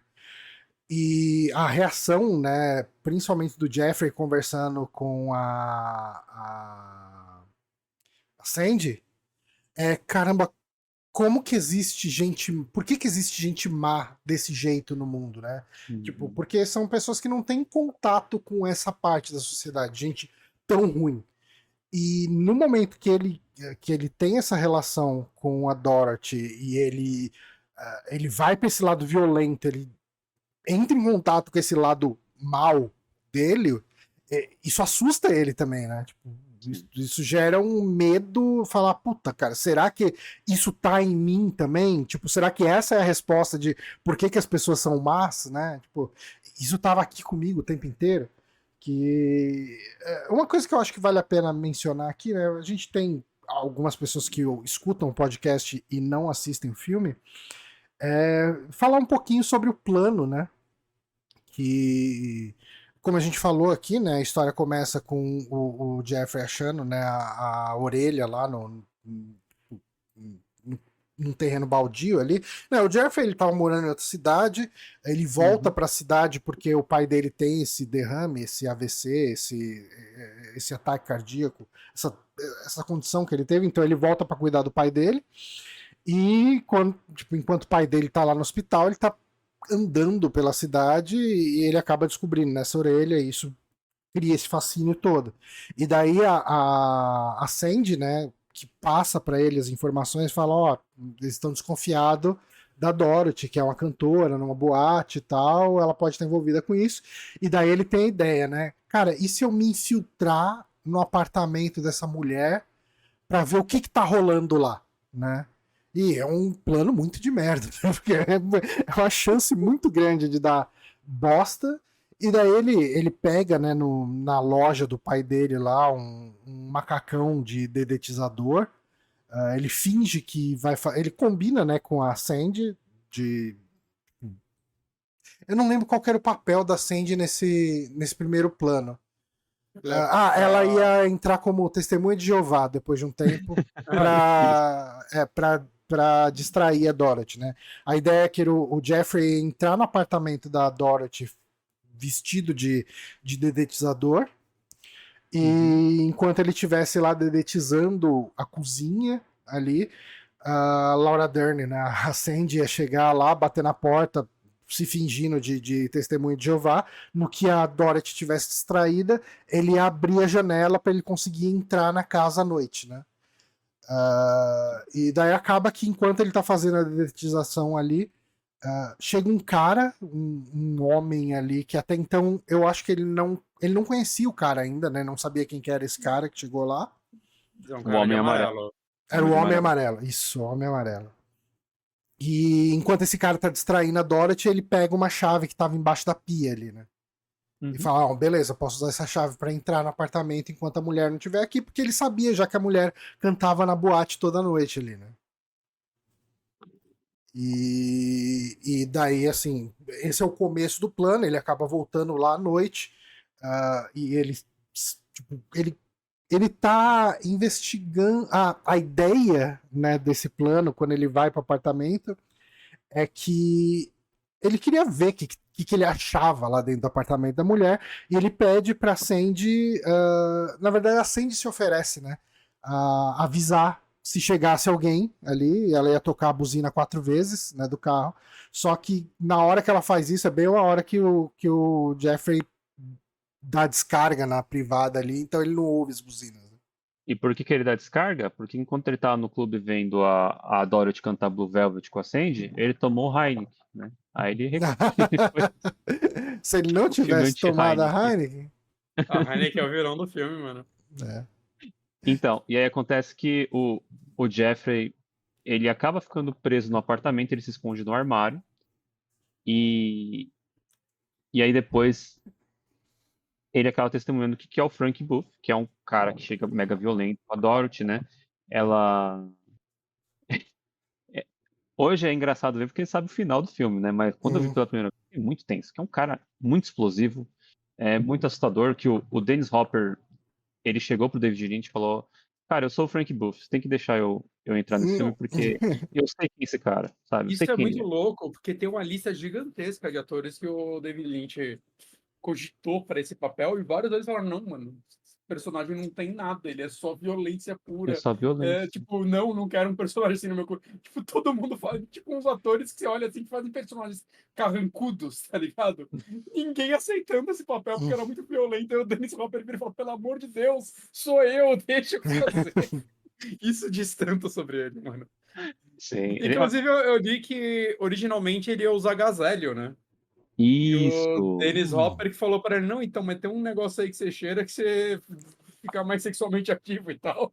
Aí eles mudaram e o David Lynch falou que posteriormente ele achou, não, foi uma boa escolha, porque o lance dele falar aquelas coisas com a voz de Gazélio ia fazer a audiência rir, e isso não era a minha intenção. Isso é uma coisa também sobre falando sobre a relação Dennis Hopper e David Lynch, uma coisa que a gente vê muito recorrente em atores que trabalham com David Lynch é como eles elogiam, né, o David Lynch. Tipo, e eu não consigo desconfiar disso, porque muitos dos atores seguem a vida inteira com o David Lynch, né? Fazem vários filmes, então você não vai querer trabalhar com um diretor que é problemático, que é uma pessoa abusiva, que é horrível. Ainda mais quando os filmes dele não dão dinheiro. Exato. Você às vezes aceita isso, se sei lá, o Spielberg é um bosta. Eu não tô falando que ele é. Mas o Spielberg é um bosta. Foda-se, mas o filme dele bate $1 bilhão às vezes. Então você aceita. Agora o David Lynch, o filme dele nem mal paga um orçamento. E o Dennis Hopper, ele faz uma observação nesse documentário sobre o estilo de direção do David Lynch, que é um estilo muito assim, ele entrega o texto na mão do ator, e ele deixa o ator fazer o que ele interpretou. Ele dá dicas até meio etéreas, assim, meio abertas sobre o que ele quer. Você é o vento nessa cena. Então, seja o vento. Sabe? Tipo, não é uma direção tão profunda. E o Lynch, ele acaba se intrometendo, entre aspas, falando pro ator o que ele quer, direcionando de verdade, assim, o ator quando uma cena não funciona. Tipo, a primeira reação do Lynch, pelo depoimento do Dennis Hopper, né? A reação do Lynch em relação à direção é: eu vou confiar no que esse ator vai me entregar. E se o que o ator entregou não funcionou para ele, aí ele vai pedir para fazer outra coisa, vai dar um outro direcionamento. Isso bate um pouco até, talvez, né, para bater um pouco com o que eu vi uma vez a Naomi Watts falando, né, sobre como foi trabalhar com ele, que ela agradece muito ele pela carreira dela, né, que ela falou que ela tava com muita dificuldade de conseguir papel quando ele escalou ela para ser dos sonhos. E ela fala que ele foi um diretor muito diferente que ela trabalhou, porque quando ela chegou, acho que, não sei se foi na audição isso, ou se foi quando ela foi contratada e conheceu ele, sei lá, alguma coisa assim, que ele chegou e falou, perguntou como foi o dia dela. Cheguei agora no aeroporto, sei lá o que lá, mas isso não é interessante. Ele falou, é interessante sim, me conta. Ele é um cara, ele queria ouvir o dia dela. Assim, e me passa a impressão que o Lynch, ele meio que vai trabalhando o ator já dessas formas. Saca? Provavelmente ele deve conversar muito sobre o filme com o ator, sobre o papel. E da mesma forma que o Lynch não gosta de explicar o filme dele para os outros, talvez ele não gosta de explicar para o ator. Ele quer moldar isso junto, né? Ele vê todo mundo como um artista lá fazendo o trabalho de arte deles, né? E quer ver onde todo mundo vai chegar com isso. É um trabalho colaborativo, né? Vamos dizer assim, o que me parece bem interessante. Eu vi o Jonah Hill falando que o Scorsese é um pouco assim também. O Scorsese, ele, na hora de gravar, ele tá tão ansioso quanto o ator, porque ele tá tipo, caralho, como será que vai ficar isso, saca? É interessante. Não no Curb Your Enthusiasm, que ele dirigiu o Larry David num filme de máfia. Ele é muito engraçado. O Larry David deu um tapa na cara do Scorsese, cara. Eu fiquei muito tenso. Mas voltando aqui pra pauta, uma coisa que é muito louca, que todo mundo tava com medo do Dennis Hopper durante a produção, assim, quando falou, Dennis Hopper é problemático, ele usou muita droga, ele vai largar vocês na mão, não chama esse cara não. E a Isabella Rossellini também tava, assim, assustada. Pô, vou contracenar com esse cara, cenas de sexo, né, uma cena de um estupro, assim, sei se eu tô confortável, né? Até chamou ele pra tomar café da manhã, assim, aí ele falou, tá, o que você queria comigo? Eu vou ter uma cena com você, mas qual é o problema, né? Ela ficou meio assim.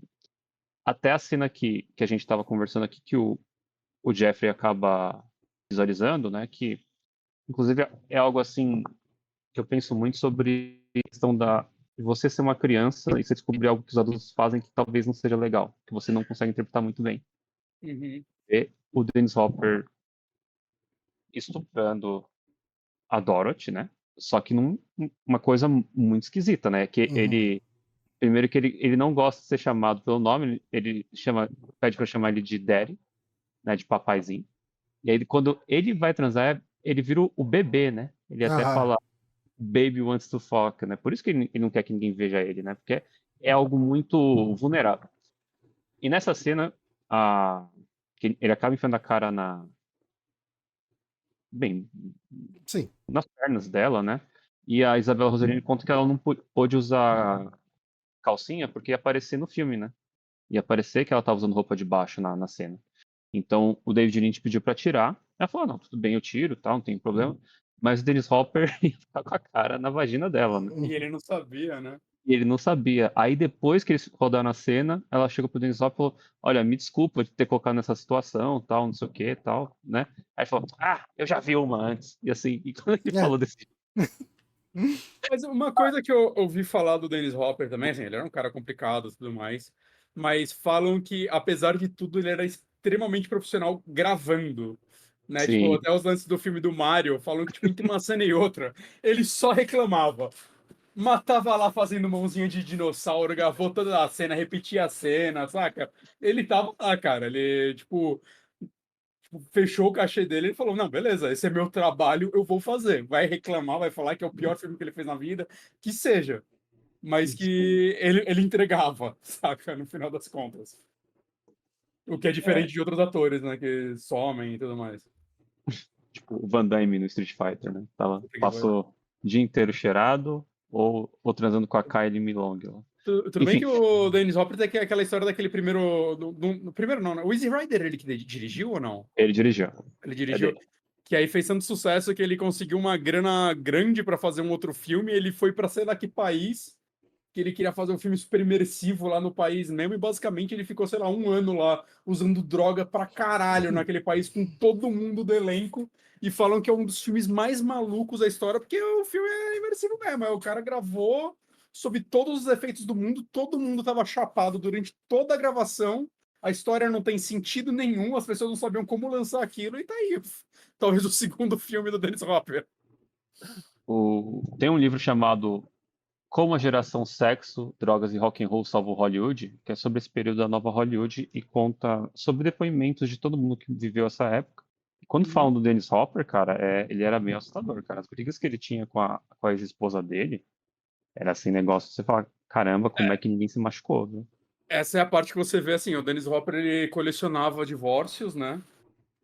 E, assim, cada vez que ele casava de novo, era com uma pessoa 10 anos mais nova do que a anterior, assim. Né? E aí, tipo, casamentos que duravam às vezes menos de 1 ano. Então, assim, isso daí você às vezes consegue traçar um pouquinho da...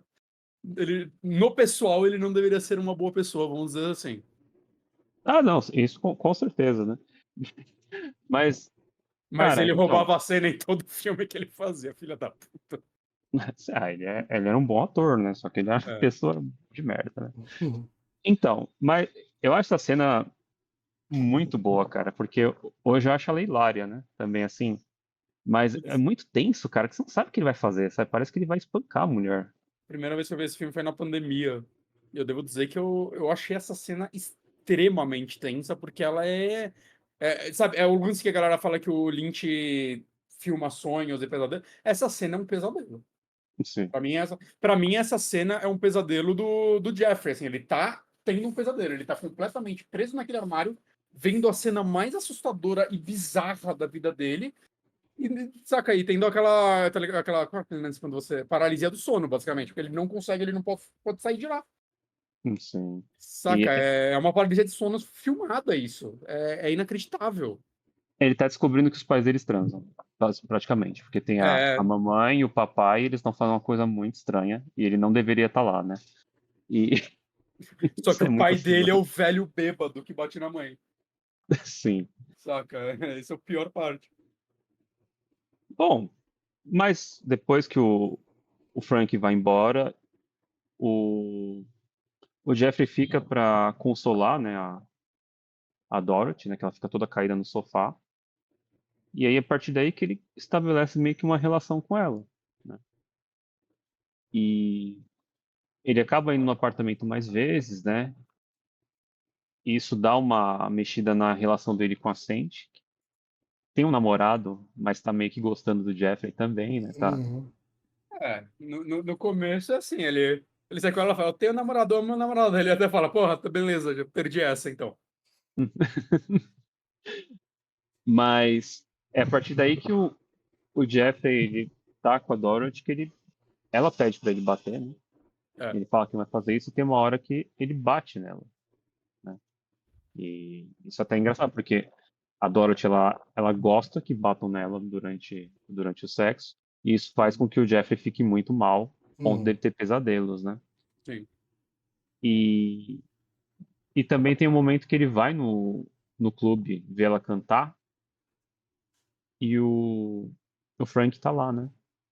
E ele vê o Chorando. Frank chorando, tipo, emocionado, como se fosse realmente um casal feliz, e a esposa tá cantando e ele tá muito orgulhoso, né? É. E sempre com o veludo azul, né? Tecido de veludo lá, Eu acho que esse mexendo. tipo de camada torna o Frank mais assustador, saca? Sim. Ele é mais do que só o cara que ele é só. Ele é extremamente explosivo, ele é violento e tudo mais. Só que aí quando você vê ele tendo esses negócios, você sabe, fudeu de vez, assim. Esse cara é mais. É mais pancada ainda, saca? No Hum. sentido. Como pode uma pessoa estar se emocionando com isso, saca? Com uma coisa que ele vai quebrar logo na sequência. E, cara, depois disso a gente tem aquela sequência que pra mim é a melhor sequência do filme, que é o Joyride, né? Que o Jeffrey tá no apartamento com a Dorothy e o Frank chega lá no momento que ele tá saindo, né? E o Frank Vacilão, né, mano? Pelo amor de Deus. chega com a gangue, né? Com o Brad Dourif e o Jack Nance, né? A tiracolo. E a Dorothy fala que não, ele é só um vizinho, né? Aí fala, oi vizinho, vamos dar um passeio, vizinho. Eu acho que se ela tivesse assumido que era um amante, ele ia ficar menos puto, saca? Sim. Essa do vizinho machucou ele, mano. Porra, vizinho, meteste esta mesmo, mano, falou. E é bom que E vira um aí- apelido, né, do Jeff. Ô, Sim. vizinho, vem cá, vizinho. Toma uma cerveja, vizinho.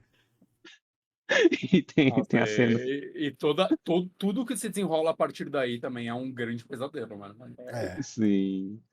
E tem a cena que a gente já citou, que é quando o Frank perguntou, vizinho, que cerveja você toma? E ele fala, toma um Heineken. E ele explode. Heineken não! Heineken não! Blue Pepsi! Rival! É maravilhoso essa cena. E Eu é um adoro que ele pesadelo, explode cara. também, que é tipo, cadê os copos? A cerveja tá esquentando, eles nem tiraram a cerveja da geladeira ainda, saca? O cara é muito. Sim, sim.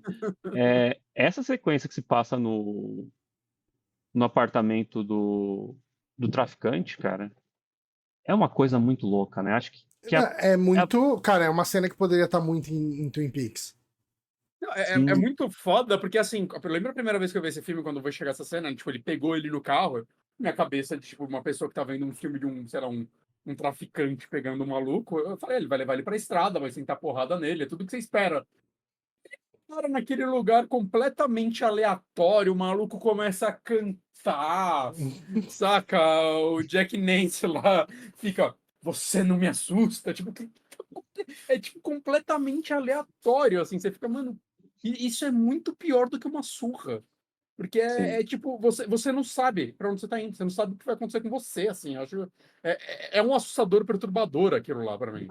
E tem um assustador nele pra mim que sempre, de novo, tá me voltando a lembrar dessa coisa de você ser uma criança e não saber lidar com as situações. O Jack Nance, ele fica falando toda hora, oi vizinho, o meu nome é Paul. Aí ele volta assim do nada e fala, meu nome é Paul. E, cara, parece um adulto bêbado, sabe? Enchendo o saco de Sim. uma criança e a criança não sabe o que fazer pra sair da situação, né? Fora, fora toda a estranheza, né? Que tem as prostitutas mais feias naquele lugar, Sim. né? Tipo, elas estão todas caídas, assim, né? E, inclusive, uma delas era uma dançarina de clube mesmo, que é a que vai com eles no rolê depois, que o David Lynch foi num clube e achou ela tão da hora que falou, bota ela no filme, né? Pra ela dançar. Que da hora. E tem a cena que o Dean Stockwell, né, que é o traficante Ben, que ele é um cara com um ar meio. Parece até um ator de teatro, né, que tá maquiado, assim, muito. Com o braço engessado. Você nunca entende porque ele tá com o braço engessado, mas isso dá aquele sabor a mais do filme, né? Uhum. Que ele canta aquela música In Dreams, né? Que é sobre o Sandman, né? Sobre o Candy Colored Clown, né? O palhaço com cor de doce, né? Essa música que teve, o Lynch deu algum migué pra conseguir tocar ela, porque o cara não queria ceder os direitos, mas ele conseguiu algum migué pra colocar a música no filme sem ele saber, e o cara só descobriu quando ele viu no cinema, assim, que a música dele tava no filme. Então, é que Mas eu eles não entendi o que chamaram ele fez. Eu não entendi. o Roy Robson, que é o cantor, para ele É. reprisar, porque os direitos da canção não eram do Roy Robson, né? Porque a original era de outro estúdio, o Dino de Laurentiis falou, é muito caro, não vou pagar não. Aí eles chamaram o cantor, só que o cantor cantou aquilo em 63, né? E não tava com a mesma voz. Ah, E aí eles tentaram fazer um mix e tal, e aí no final o Lynch falou pro Ângelo Bandelamente colocar a música original e foda-se, sabe? Que nem nosso querido José Mojica Marins, que fez o documentário dele e meteu o tema do James Bond, e ninguém descobriu até hoje. Toca o tema do James Bond no documentário tipo, várias vezes. agora não tem ninguém pra eles processar também, mano. Não tem. E se processasse ele não ia pagar porque ele não ia ter dinheiro, Nossa, foda-se. não é. Ele ia falar, foda-se, suja meu nome aí, sei lá. Sim. E, e essa cena também é outra cena que deixa o Frank mais assustador, porque ele começa a chorar, né, ouvindo a música Sim. em Dreams. E aí quando ele percebe que ele tá chorando na frente de todo mundo, ele explode, né? Uma coisa legal também só dessa cena, né, que ele não tá Uhum. cantando com microfone, né? Ele tá cantando com um negócio de Uma luz, né? baju- Não é um É uma abajur, luminária, uma uma coisa assim. luminária. E parece que originalmente era para ele estar com microfone, pelo que eu vi. Mas quando eles estavam fazendo os testes de iluminação e tal, uma hora o ator pegou essa luminária e a gente falou, caralho, isso ia ficar mais legal. E aí ele Uhum. trocou pra ele, tipo. É que ele não tá cantando, né? Ele tá dublando a música só. Né? A música tá tocando no Sim. rádio. Uhum. Mas ele falou, porra, e realmente, assim, visualmente é incrível, né? Porque Sim. é uma luminária legal, porque ela é fechada de um lado, então ela parece aqueles microfones. Eu não sei o nome desse microfone, né? Mas é um microfone mais clássico que alguns cantores usam.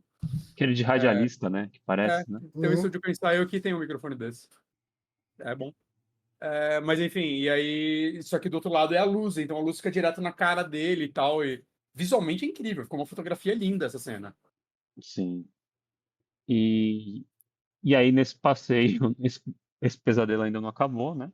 O Frank Booth grita que vai foder tudo que se mexe, né? Vou comer tudo que estiver se mexendo aqui e começa a rir que nem um maluco e corta, né? Isso é muito estranho, né? Porque ele dá um corte Esse seco e corte todo é mundo some. fantástico, porque ele é o corte seco, mas dá o barulho do carro, Sim. tipo, cantando pneu e sai. Cara, é um corte maravilhoso, eu acho. Eu não sei como mais gente não plagiou esse corte. Uhum. E aí o pesadelo continua, né? Com o Jeffrey sem poder fazer nada no banco de trás com o Jack Nance, o Brad Dourif e uma dançarina que chegou, né? Por que não? E a Dorothy na frente com o Frank, né? Eu adoro como ele fica gritando o tempo todo, Raymond! E puxa as coisas pra ele. E aí ele toma um cacete, né? Ele dá um soco no Frank Booth primeiro. Sim, porque ele vai machucar a Dorothy. Só que É. ele não tá sacando que a Dorothy tá gostando do rolê, né? Ela. Ela tá, eu não acho que ela tá gostando. Ah, cara, eu acho que sim. Eu Eu acho acho que que. não. Acho que ela tá, tipo, em modo sobrevivência. Ah, é que. Tem um ponto muito importante da história que a gente não comentou, que é uma coisa que acontece na casa puteiro bizarro lá, é que assim, a Dorothy, por que que Ah, ela verdade. se Nossa, submete? verdade. Por que que ela se submete a tudo isso, né? A orelha que o Jeffrey achou ali e tal, ela tá relacionada a Dorothy no sentido de que o marido da Dorothy foi sequestrado pelo Frank e ela precisa obedecer os favores sexuais ali forçados dele, ali que o Frank impõe a ela, em troca de poder ver o marido dela, que é o Dom, né? Não, não. Sim. Não. Então, sim, sim, mas acho que é pra ver o filho, E né? o filho. E o filho. O marido acho que ela nunca vê. Eu acho que ela só vê o Então, filho. mas é uma coisa Ela que acredita que ele tá vivo, é uma aparentemente. coisa que no começo fica subentendido, mas a gente acaba descobrindo que ele tá morto. Né? Ah, sim. Sim, sim. E aí nessa casa maluca que rola no número musical, em um determinado momento ela vê o filho. Tipo, a gente não vê a criança ali, né? É. Mas ela fica Uhum. presa, ela fica trancada numa sala um tempo e ela tá conversando com alguém ali, com uma criança, né? E algo não Uhum. bom tá acontecendo, né? Porque ela sai, É. tipo, meio que brigando ou meio que assustada com a criança, né? Uhum. Sim. Então, mas aí o Jeffrey tenta defender a Dorothy, isso deixa o Frank Booth muito louco, né? Muito possesso. E aí você pensa, pô, agora ele vai dar um cacete no Jeffrey, né? Quero ver como é que vai sair. E assim, né? Mais uma vez, é assustador. É também problemático, né? A gente achar um homem de batom assustador, mas é isso que ele faz, né? Uhum. Ele passa batom, o Frank passa batom na boca dele e dá vários beijos no Jeffrey antes de espancar ele. Sim.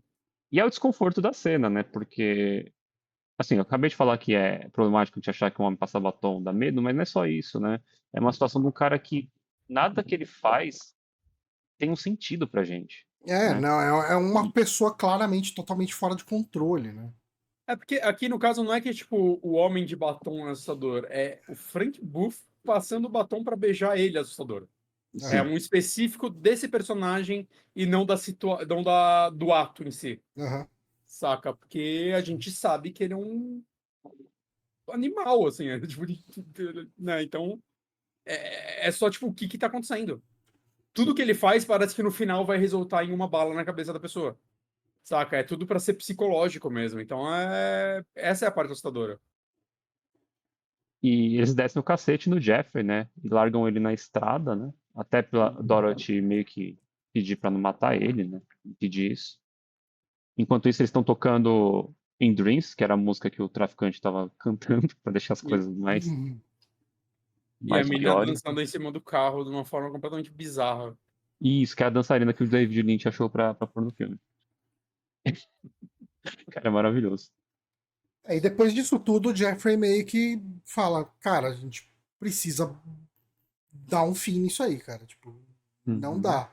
Então, assim, tinha todo um receio de levar todas essas informações pro pai da Sandy, porque elas foram obtidas de uma forma ilegal, né? Ele se infiltrou Uhum. na casa da mulher e tal, então E, não pode ser e usado porque como ele. prova. Mas tem mais um ponto também, né? Que ele viu, quando ele foi na delegacia, ele viu que o homem de amarelo trabalhava com a polícia. Ah, não, Exato, isso também é tem um isso. pouquinho, isso é um pouquinho depois, né? Que o Jeffrey agora ele entra Depois. no modo espião e ele vai tirando fotos, né? Da fábrica que o Frank tem. Isso não é Inclusive, antes? Isso é antes do agora eu fiquei Frank na pegar ele. dúvida. É É, antes que ele mas tira as É fotos? antes. eu tô Mas em É é um antes. dúvida, pouquinho mas diferente, né? enfim. Inclusive, a fábrica é muito louca, né? Porque ela é assustadora, e para fazer ela ser assustadora, que eles estavam filmando à noite, eles montaram todo um aparato para aparecer os pistões, né? E a alavanca sendo mexida de forma violenta, É só na luz que depois. tá Só iluminando, né? confirmando, desculpa, Uhum. mas só confirmando, é depois mesmo.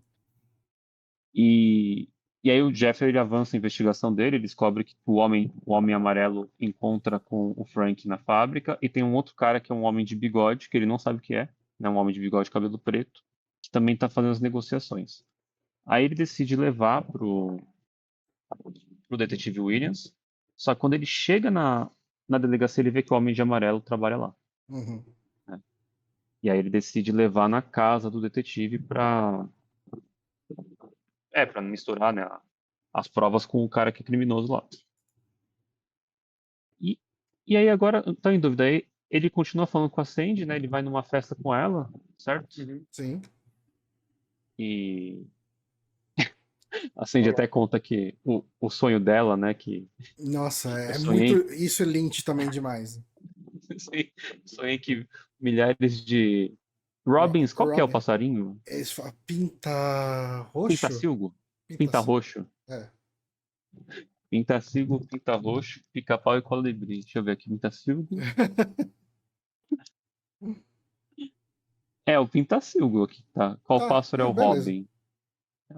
O pinta, né? Aí, Uhum. vários pinta aí surgiram e isso restaurou o amor no mundo e fomos felizes para sempre, né? Uhum. Que é muito bobo, né? Assim, você vê Não, totalmente. uma quase adulta falando isso, né? É até engraçado. Mas o que pega muito é que, assim, o, desde que aconteceu aquela violência que o Jefferson sofreu, ele parou de se encontrar com a Dorothy, né? Ele meio que largou a mão disso. E a relação dele com a Sandy começa a crescer. Eles acabam ficando numa festa, né? Sim. E isso desperta a ira do namorado da Sandy, né? Que fecha eles quando eles estão voltando de carro pra peitar o Jeffrey e tal. Só que eles são surpreendidos pela Dorothy, né? Que ela Sim. aparece toda machucada, pelada, né? Inclusive foi uma cena que fez muita gente torcer o olho, torcer o nariz pro filme, né? Porque é a cena Ah, bem. Então, a Isabela Rossellini conta que por muito tempo ela não reviu o filme por conta daquela cena, que muita gente falou que o filme era ruim porque ela apareceu pelada daquele jeito. E ela ficou muito mal com isso. oxe. E é uma cena que é muito curiosa porque o Lynch, quando ele era criança, ele estava na infância dele, na cidadezinha que ele morava, ele e o irmão dele estavam brincando na rua, né, eles brincavam na rua o dia inteiro. E um dia ele viu uma mulher andando pelada, assim, no meio da rua, sentar na calçada e começar a chorar, né? E aí a reação dele foi também ficar muito assustado, né? Isso ele carregou pra a vida inteira, até que ele colocou no filme, né? Uhum. Sim. E é uma cena muito, muito triste, né? Que a Dorothy tá meio É uma catatônica. cena que, assim, essa é uma cena que interrompe, né, a perseguição do. Porque o Mike tá. É Mike, né? O nome do namorado da Sandy? É o namorado. É, o namorado da Sandy tá perseguindo eles ali e tal. Tanto que eles até acham de início que era o Frank, né? Que tava perseguindo É. Uhum. eles e tal. Mas daí descobre que é o namorado dela. E daí ele tá louco pra dar um cacete nele, porque roubou a mina dele, né? E tal. Uhum. E aí eles param bem na frente da casa da Dorothy. É muito E bom quando eles reparam que é ele, não o Frank, né? Então, tipo, o cara tá maluco pra matar ele, mas ele tá aliviado, assim, ah, não é o é, Frank. e o cara, o próprio namorado meio que desiste de bater nele porque vê aquela mulher pelada, completamente tipo, sofrendo, chorando. E fala, ele vira e fala pro Jeffrey, né? Tipo, desculpa, cara, foi mal. É. Né? Ele até pergunta se é a mãe dele, né? E tal. E Sim. daí ele e a Sandy resgatam, né, a Dorothy para levar para algum lugar, no caso, para levar para a própria casa da Sandy, né? Uhum. E assim a gente descobre que o Jeffrey tava transando com a Dorothy, né? Nessa Sim. cena. Que ela começa a falar, ai, me faz me sentir melhor, não sei o quê, né? Uhum. E, e ela fica bem, bem chateada e tal. Eles não estavam juntos ainda. Ah, já tinham dado umas bitoquinhas, né? Ainda não. É. Ainda não. Não? Eu Não, tinha. ela tava com o ex ainda. Eles se beijaram na Ah, festa agora. Uhum. ah, sim. Sempre que ele tentava Ah, alguma sim, coisa, ela falava, verdade. não, eu Uhum. namoro. Ele, Uhum. beleza. Eles não estavam juntos ainda. É verdade, verdade. Mas chateia, né? Estavam Sei, a menina chateia, tava gostando dele e tal. chateia. Ele também tava chateado que ela não queria largar o namorado por ele. Nem tava, ele só, Ó, só... ó, tá defendendo a atitude de boy lixo do Jeffrey aí. Ele não foi boy lixo. Quando eles começaram a ficar juntos, ele não voltou mais com a outra. Mas Não, enfim. E aí a gente encaminha pro desfecho, né? Uhum. sim. Porque a investigação tá levando a polícia aos à fábrica do Frank Booth, né? Tem até um tiroteio que é mostrado bem cortado, né, sobre isso. Só que agora eu não lembro por que o Jeffrey vai pro apartamento da Dorothy no final. Ele vai no apartamento da Dorothy no final. Eu tô tentando lembrar também. Eu tô tentando lembrar, mas... Eu não lembro. Sei lá, pegar alguma coisa pra ela, eu não lembro. Pra gente seguir a investigação dele, eu não tô lembrado agora. Porque quando ele vai no apartamento, ele descobre o quê? Uma cena também muito de pesadelo, né? Ele encontra o marido da Dorothy, sem orelha, morto, né? Com um pano na boca. Essa é uma cena que eu não entendi. O homem amarelo morto em É, O pé. homem, o homem amarelo morto eu não entendi. O marido dela eu é. entendi. O Frank, sei Mas, lá, queria você não destruir tudo relacionado, mas por que o homem amarelo? Ah, ele tá cortando pontas soltas, né? O Frank. Mas o homem amarelo não era a ligação dele com a polícia? Não era, tipo, me pareceu. Me Hum, pareceu que ele e- tava cortando pontas soltas porque a casa tava caindo, né? E o Frank, ele tá fazendo isso porque ele tá traindo todo mundo também. Lembra que a gente vai descobrir agora que o homem de cabelo preto e bigode é o É o Frank, né? Frank, sim. Ah, sim, eu sei. Então ele tá traindo todo mundo. Mas é muito surreal essa cena, né? Que o cara tá morto e tá em pé com o Aham. rádio da polícia, né? Ele dá um soco na abajur ainda. Sim, com.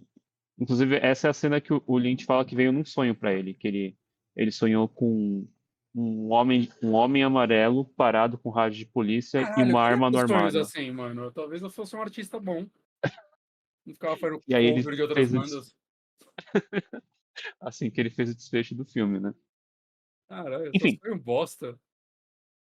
mas o Jeffrey vai pra lá e ele sabe que o Frank tá chegando, né? Que ele vê pela escada de incêndio o homem de bigode subindo, né? É até uma estranheza, né? Porque é um bigode muito falso, né? Ah, mas é E que é a aí, primeira vez que a gente vê bem, bem claro isso, né? Sim, sim. E aí o Jeffrey, ele faz o que ele sabe fazer bem, que é se esconder no armário, né? Com o 38 do Homem de Amarelo. É uma E cena aí ele. bem legal, porque ele, ele tá com um rádio da polícia, né? Uhum, Ele entra ali no apartamento, vê aquela cena bizarra. Na verdade, ele não tá com o rádio da polícia naquele momento. Ele pega o rádio da polícia no bolso do homem do homem amarelo, né? sim. E daí ele usa o rádio da polícia pra falar com o pai da Sandy. Fala, ó, tô na casa tipo, da Dorothy, ah, deu merda aqui, o Dom aqui tá morto, o outro cara que tá morto e tal. E daí ele se toca e fala, puta, o outro cara também tem rádio. Né? Uhum, E daí ele usa isso a favor dele, né? Então Ah, sim. ele chega e fala: Ah, eu tô aqui no quarto, tô escondido aqui no quarto. E ele larga o rádio da polícia ali no quarto. Então, se o Frank ou o homem do bigode, o homem bem vestido, não lembro como ele chama, for ali no quarto, não vai achar ele, mas vai ouvir o rádio tocando e tal. Então, ele deixa o rádio lá e se esconde no armário, né, no closet ali. Uhum. E aí ele surpreende o Frank, né? Porque o Frank ele procura ali a casa inteira procura o Jeffrey. E aí ele já tá um maluco, né? Ele tá tomando gás. Uhum. E aí, na hora que ele vai abrir o armário, o Jeff dá um tirambaço na cabeça do Frank. Inclusive, o boneco é muito bem feito, né? Tem cenas do Lynch montando o boneco lá pra né, fazer o buraco de bala e tal. e em E, paralelo, a polícia tá rolando um tiroteio aí com o resto da gangue do Frank, né? sim. Lá na fábrica. E aí, o filme, ele termina com o Jeffrey acende de casalzinho, né? O pai do Jeffrey voltou ao normal, né? Ele teve uma alta. As tias do Jeffrey, que a gente nem contou, também estão lá, todo mundo bonitinho, né? E, e aí tem uma visão de um pintacilgo com um inseto na boca, né? Mostrando que os Robins estão voltando, então o amor está Uhum. voltando ao mundo, né? O que é engraçado é que essa cena ela tem até uma iluminação bem onírica, assim, né? Bem. Sim. Parece um sonho. Ah, o Né? Jeffrey acorda, né? Ele tá meio que É, deitado na espreguiçadeira e tal. Inclusive, esse pintacilgo, ele era um pintacilgo morto, que eles encontraram por acaso. E aí eles fizeram todo um puppet com ele, pra poder colocar um inseto na boca e tal. foi o Brad Dourif que achou também, ele tava brincando com ele lá no set. Não sei, isso não sei. Mas é engraçado, eu acho que a iluminação dessa cena lembra a iluminação do começo do filme. Sim, Da sim, cena que o pai Não, totalmente. dele totalmente, tá. totalmente. É Tem até mega intencional. o carrinho de bombeiro passando, dando É, tchau. é um É negócio intencional, cara. bem. É?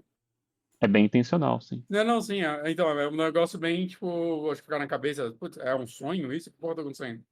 Uhum, sim. Acho interessante. E praticamente é isso. E é isso, é assim que termina o filme. Cara, Veloso. assim, eu acho que ele como vocês disseram no começo do podcast, é uma excelente porta de entrada, né, para Stephen Lynch, para David Lynch. E é um filme bem redondinho, assim, né? Ele tem uma trama legal, ele é um suspense bem legal. Ele sabe ser desconfortável quando precisa, né? Eu acho que os personagens são interessantes todos, né? Tipo, o Jeffrey. O Jeffrey é praticamente um avatar de videogame, né? Aquele cara É. que ele vai se metendo nas confusões conforme as quests vão aparecendo, né? E ele é um filme que eu sinto que, tipo, ele é menos aberto do que outros filmes do Lynch, né? Acho que, Uhum. apesar da gente falar que esse final tem esse quê de sonho, né, eu acho que ele é um filme bem linear, vamos dizer assim, né? Você consegue entender o que aconteceu e tudo mais. Ele tem Sim, sim. Não, pouca coisa aberta. ele é bem tranquilo. Você pode ficar É, confuso por muitas passagens, né? O que está acontecendo aí? Por que teve esse corte seco, sabe? O que são esses sonhos que o Jeffrey tem da chama apagando e repisando a Dorothy gostando de apanhar tal. é coisa pra você interpretar. Mas a trama você entende muito bem. Você entende por que ele encontrou com a orelha, onde aquilo levou ele, né? E como que foi o desfecho dessas coisas. Muito tranquilo de seguir. O Caio, ele fala que, né, esse filme, como todos os filmes hollywoodianos, basicamente, né, teve o teste de audiência. E é normal quando tem esse teste de audiência, depois as pessoas escrevem, tipo, uns cards, né, de sugestões ou de coisa. E aí ele fala que esse filme teve, tipo, os piores cards da história, assim. E eu queria muito ter a oportunidade de ler isso. Porque, assim, como a gente tá falando, esse é um filme que, tipo, cara, não tem muita margem pra não entendi, eu acho. Saca? Uhum. E eu queria muito ler o que essas pessoas falam. Parece que um jornalista, sei lá, ele ficou, tipo, explicando pra galera o filme e tudo mais também. E é tipo, caralho, gente, o que tá acontecendo? Saca? Eu queria muito ler, assim, esses lados. Porque eu entendo isso acontecer, sei lá, com Cidade dos Sonhos, Estrada Perdida. São filmes insanos. Mas esse, como a gente falou, é tipo, o final ele mata o Frank, saca? É tipo, rola um tiro na cabeça. Eu acho que não tem como ser mais claro do que isso. Não é metafórico aquilo. Sim, e olha que o Estrada Perdida é um filme muito difícil de entender de primeira, né? Então, comparando com Estrada Perdida que você falou agora há pouco, né? Com o Veludo Azul, é muito tranquilo de se entender. O Estrada Perdida, eu acho que, dos filmes do Lynch que eu vi, eu acho que é o mais complicado, pra mim. Ele é complicado demais. Ele é um. Você viu esse, Johnny? Não. Ele literalmente muda o protagonista, assim, Dá eventualmente. um jequiti na tela, você perdeu, cara, essa mudança aí. É um Então, negócio, tipo, o filme, parece que ele é um filme, aí ele vira outro filme, assim, do nada. Outra história, só que com vários paralelos com a primeira história, mas os mesmos personagens fazendo, atores fazendo outros personagens. Aí você fala, o que que tá acontecendo? Esse filme é maravilhoso. Eu tenho que rever, só vi ele uma vez há um mês atrás. Esse filme é maravilhoso. Esse daí eu entendo. Esse daí eu entendo, tem 1 milhão de filmes de vídeos de final explicado. ó, antes da gente ir pro nosso finalmente, queria trazer um poltrona nerd aqui, Ah, que é quase, que é quase um card do que o que o Caio comentou, que é que coisa horrível. Só isso. A pessoa teve só isso pra falar que coisa horrível. E não conseguiu fazer Cara, mais nada com o filme. putz, pior que dessa vez eu tinha separado um e eu perdi. Mas foi Ah, tem muito vários bizarro. textos também. Não. Esse filme é muito bom de ler, tipo, críticas no Filmou, assim. Ó, tá bom, achei um legal. Poltrona Nerd. Sou muito burra, não é possível. O filme é estranho demais. Aquela cena que ele sequestra o menino e vai dar um passeio com ele, e os capangas e tira ele do carro, usa inalador e cola o veludo na boca dele e transforma ele numa cópia. Carai, entendi nada. O que aconteceu ali, meu pai? Então, sim, precisa entender, sabe? O sentimento que essa cena traz é muito ruim. Eu acho que Pra... essa moça tinha que assistir Air Bud, que vai ser mais de boa pra É, assistir. eu não vou ficar falando, Johnny, porque aí as pessoas vão desenterrar o podcast de Suspiria. É melhor a Ah, gente guardar mas um pouquinho pra gente essas opiniões. Porque a gente já fez isso. já estivemos lá. Então, é normal, é normal. É como eu disse no começo do podcast, cara, assistir Diallo me fez desapegar de algumas coisas e é por isso que eu consigo apreciar a Lynch hoje. Sim. Saca? Não, é normal. A gente, porque, tipo, filme é que nem livro. Eu não consigo. Eu leio livros de pessoas burras. Saca? É normal. Eu leio Stephen King, eu leio coisa simples. Porque eu não tenho o costume de ler uns livros mais cabeçudos. Não tenho, nunca tive. Eu leio pouco, então é normal. A gente passa a vida inteira vendo filmes que têm uma determinada linguagem. Quando você vai ver um filme com uma linguagem diferente, literalmente você tem que aprender um idioma novo, quase. Saca? Um jeito diferente de interpretar a parada. Que eu não vou fingir que eu sou fluente nesse idioma. Saca? Tanto que, tipo, minha interpretação de muitos desses filmes me guiou aí, cara. Me guia aí, achei maneiro, mas não necessariamente explicar, porque na minha interpretação hoje em dia desses filmes, eu não preciso explicar ele, eu não preciso entender 100% dele. É uma obra que quer fazer eu sentir algo com isso. Eu senti sim ou não. Se a resposta é sim, eu acho que o filme funcionou pra mim. Saca? É normal isso. Uhum.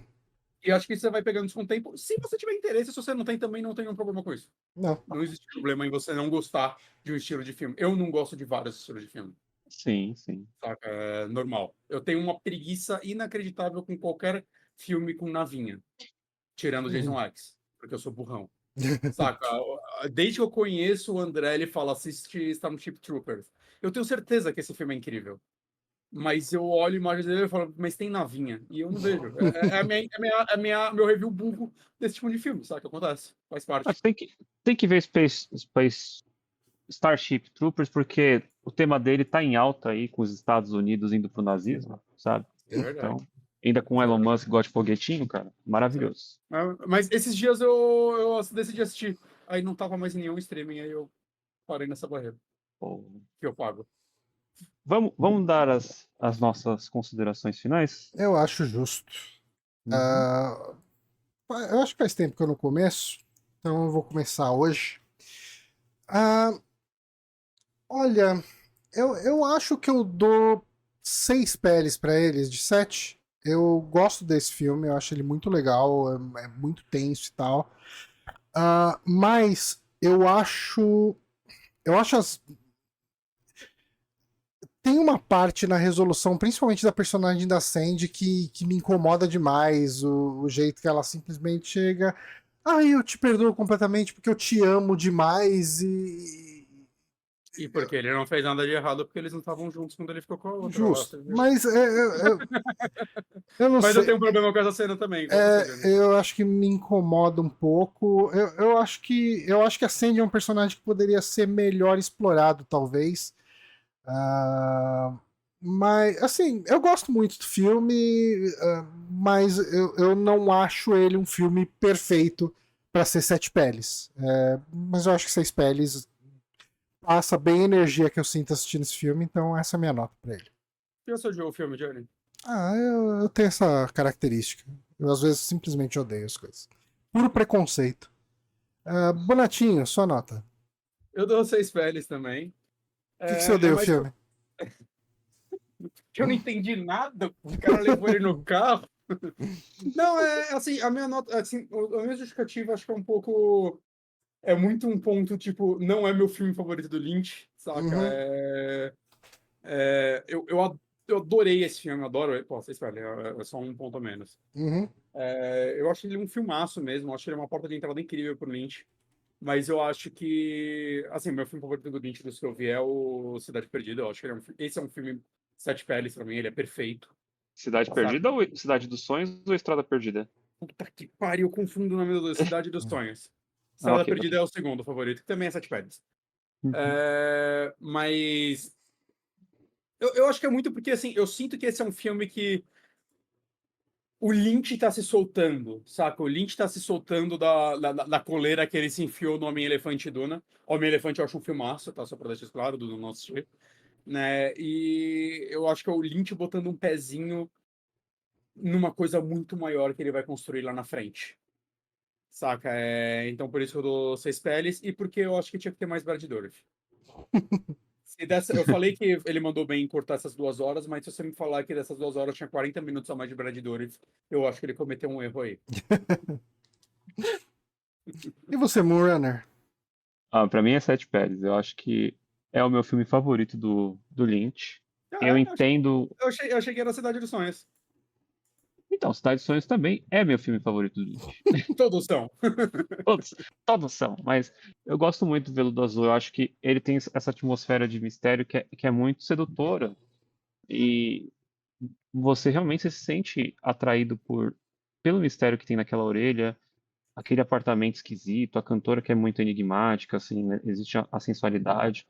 E ele assusta muito quando tem que assustar. O Frank é um personagem abominável, assim. Todo o Joyride é um pesadelo muito grande pra mim. E para mim ele sempre dialoga muito com essa coisa da inocência, da passagem da infância pra pré-adolescência, assim, pro mundo adultos, cara. E é um filme de formação, praticamente, de terror. E, cara, eu acho que ele trabalha tão bem nisso. Eu acho que a resolução do tiroteio do Frank, da Sandy também, é muito corrida, sabe? Ou mesmo a questão da Dorothy, que ela desaparece aparece pelada, desaparece, depois só aparece com o filho lá numa ceninha mostrando que ela tá tudo bem. Mas mesmo assim, eu acho que ele ganha muito com essa questão da atmosfera e o quão sedutor é o mistério do filme e o quão caminhos horríveis ele pode trazer. Então, por isso que para mim ele é sete peles, assim, e foi o início de tudo, né? David Lynch Begins. Uma coisa que eu achei, só uma coisa que eu achei interessante depois lendo sobre esse filme, na verdade, mais sobre o Frank Booth, que ele é tão icônico e eu não sabia que tem várias músicas que eu conheço que tem citações dele, até o Mr. Bungle tem 3 músicas que tem frases tiradas diretamente do filme e até samples do filme que tocam no fundo. O Anthrax tem, e é sempre o Frank Booth. Tem uma parte de uma wiki que é basicamente só de sources, né? De músicas que usam samples desse filme e é basicamente só o Frank. É sempre Frank, cara. Ele é um personagem bem icônico, assim, que eu acho que tipo, ele é extremamente icônico, ele é citado por uma porrada de artistas, né? Mas ele não tá, acho que, na cultura pop normal, assim, como outros personagens estariam. De uma forma, tipo, é até engraçado você ver isso, que é um muro de artistas que usam frases dele nas suas músicas. Eu achei isso muito curioso. Alguém usa Baby Wants to Fuck? Deixa eu dar um Ctrl F. Tem. Creaming Jesus é o nome da banda, na música Song for Ari. Mama, Baby Want to Fuck. Maravilha, cara. Bom, a gente tem planos pro próximo filme, né? Temos planos. Pessoal nossos ouvintes sabem que a gente está com uma periodicidade um pouco maior, porque a vida acontece, né? Todos nós tivemos contratempos, e agora a gente vai ter um intervalo um pouco maior entre o nosso episódio aqui de Veludo Azul com o próximo, que vai ser sobre Carrie a Estranha, dirigido pelo... Vai ser menor do que o do anterior para esse. Sim, mas vai ser maior do que o habitual, né? De 2 semanas. Isso, a gente vai ter 3 semanas aqui para a próxima gravação. O Carrie a Estranha de 76 do Brian De Palma, que vai ser nosso tema do próximo episódio. Eu não sei se o filme continua na Prime Video, mas estava lá até esses dias. E se você quiser assistir antes de ouvir a gente conversar, tá no streaming, talvez. Eu não devia ter falado isso, que eu não sei. Mas tem para assinar no Google Play, na Apple TV, e tem aqui na Amazon Prime e no Telecine. Então, chance de ver, um clássico. Ele tá passando com uma certa frequência na Telecine, inclusive. Olha. Se você estiver zapeando o canal, é capaz que ele caia lá. Tem que perguntar pros caras se tá tudo bem com eles. Por quê? Eles estão passando muito Carrie é Estranha e de repente estão passando por alguma coisa ali, algum momento difícil na vida, sei lá. Oxe. Mas é isso. Mas é isso então, pessoal. A gente fica por aqui e a gente volta, se tudo der certo, daqui 3 semanas. Top de linha. Tchau, tchau. Adeus. Você ouviu a Rádio Sete Peles, o podcast de horror dos Super Amigos, com Johnny Santos e Guilherme Bonatti. Siga a gente no Twitter em @Rádio Sete Peles.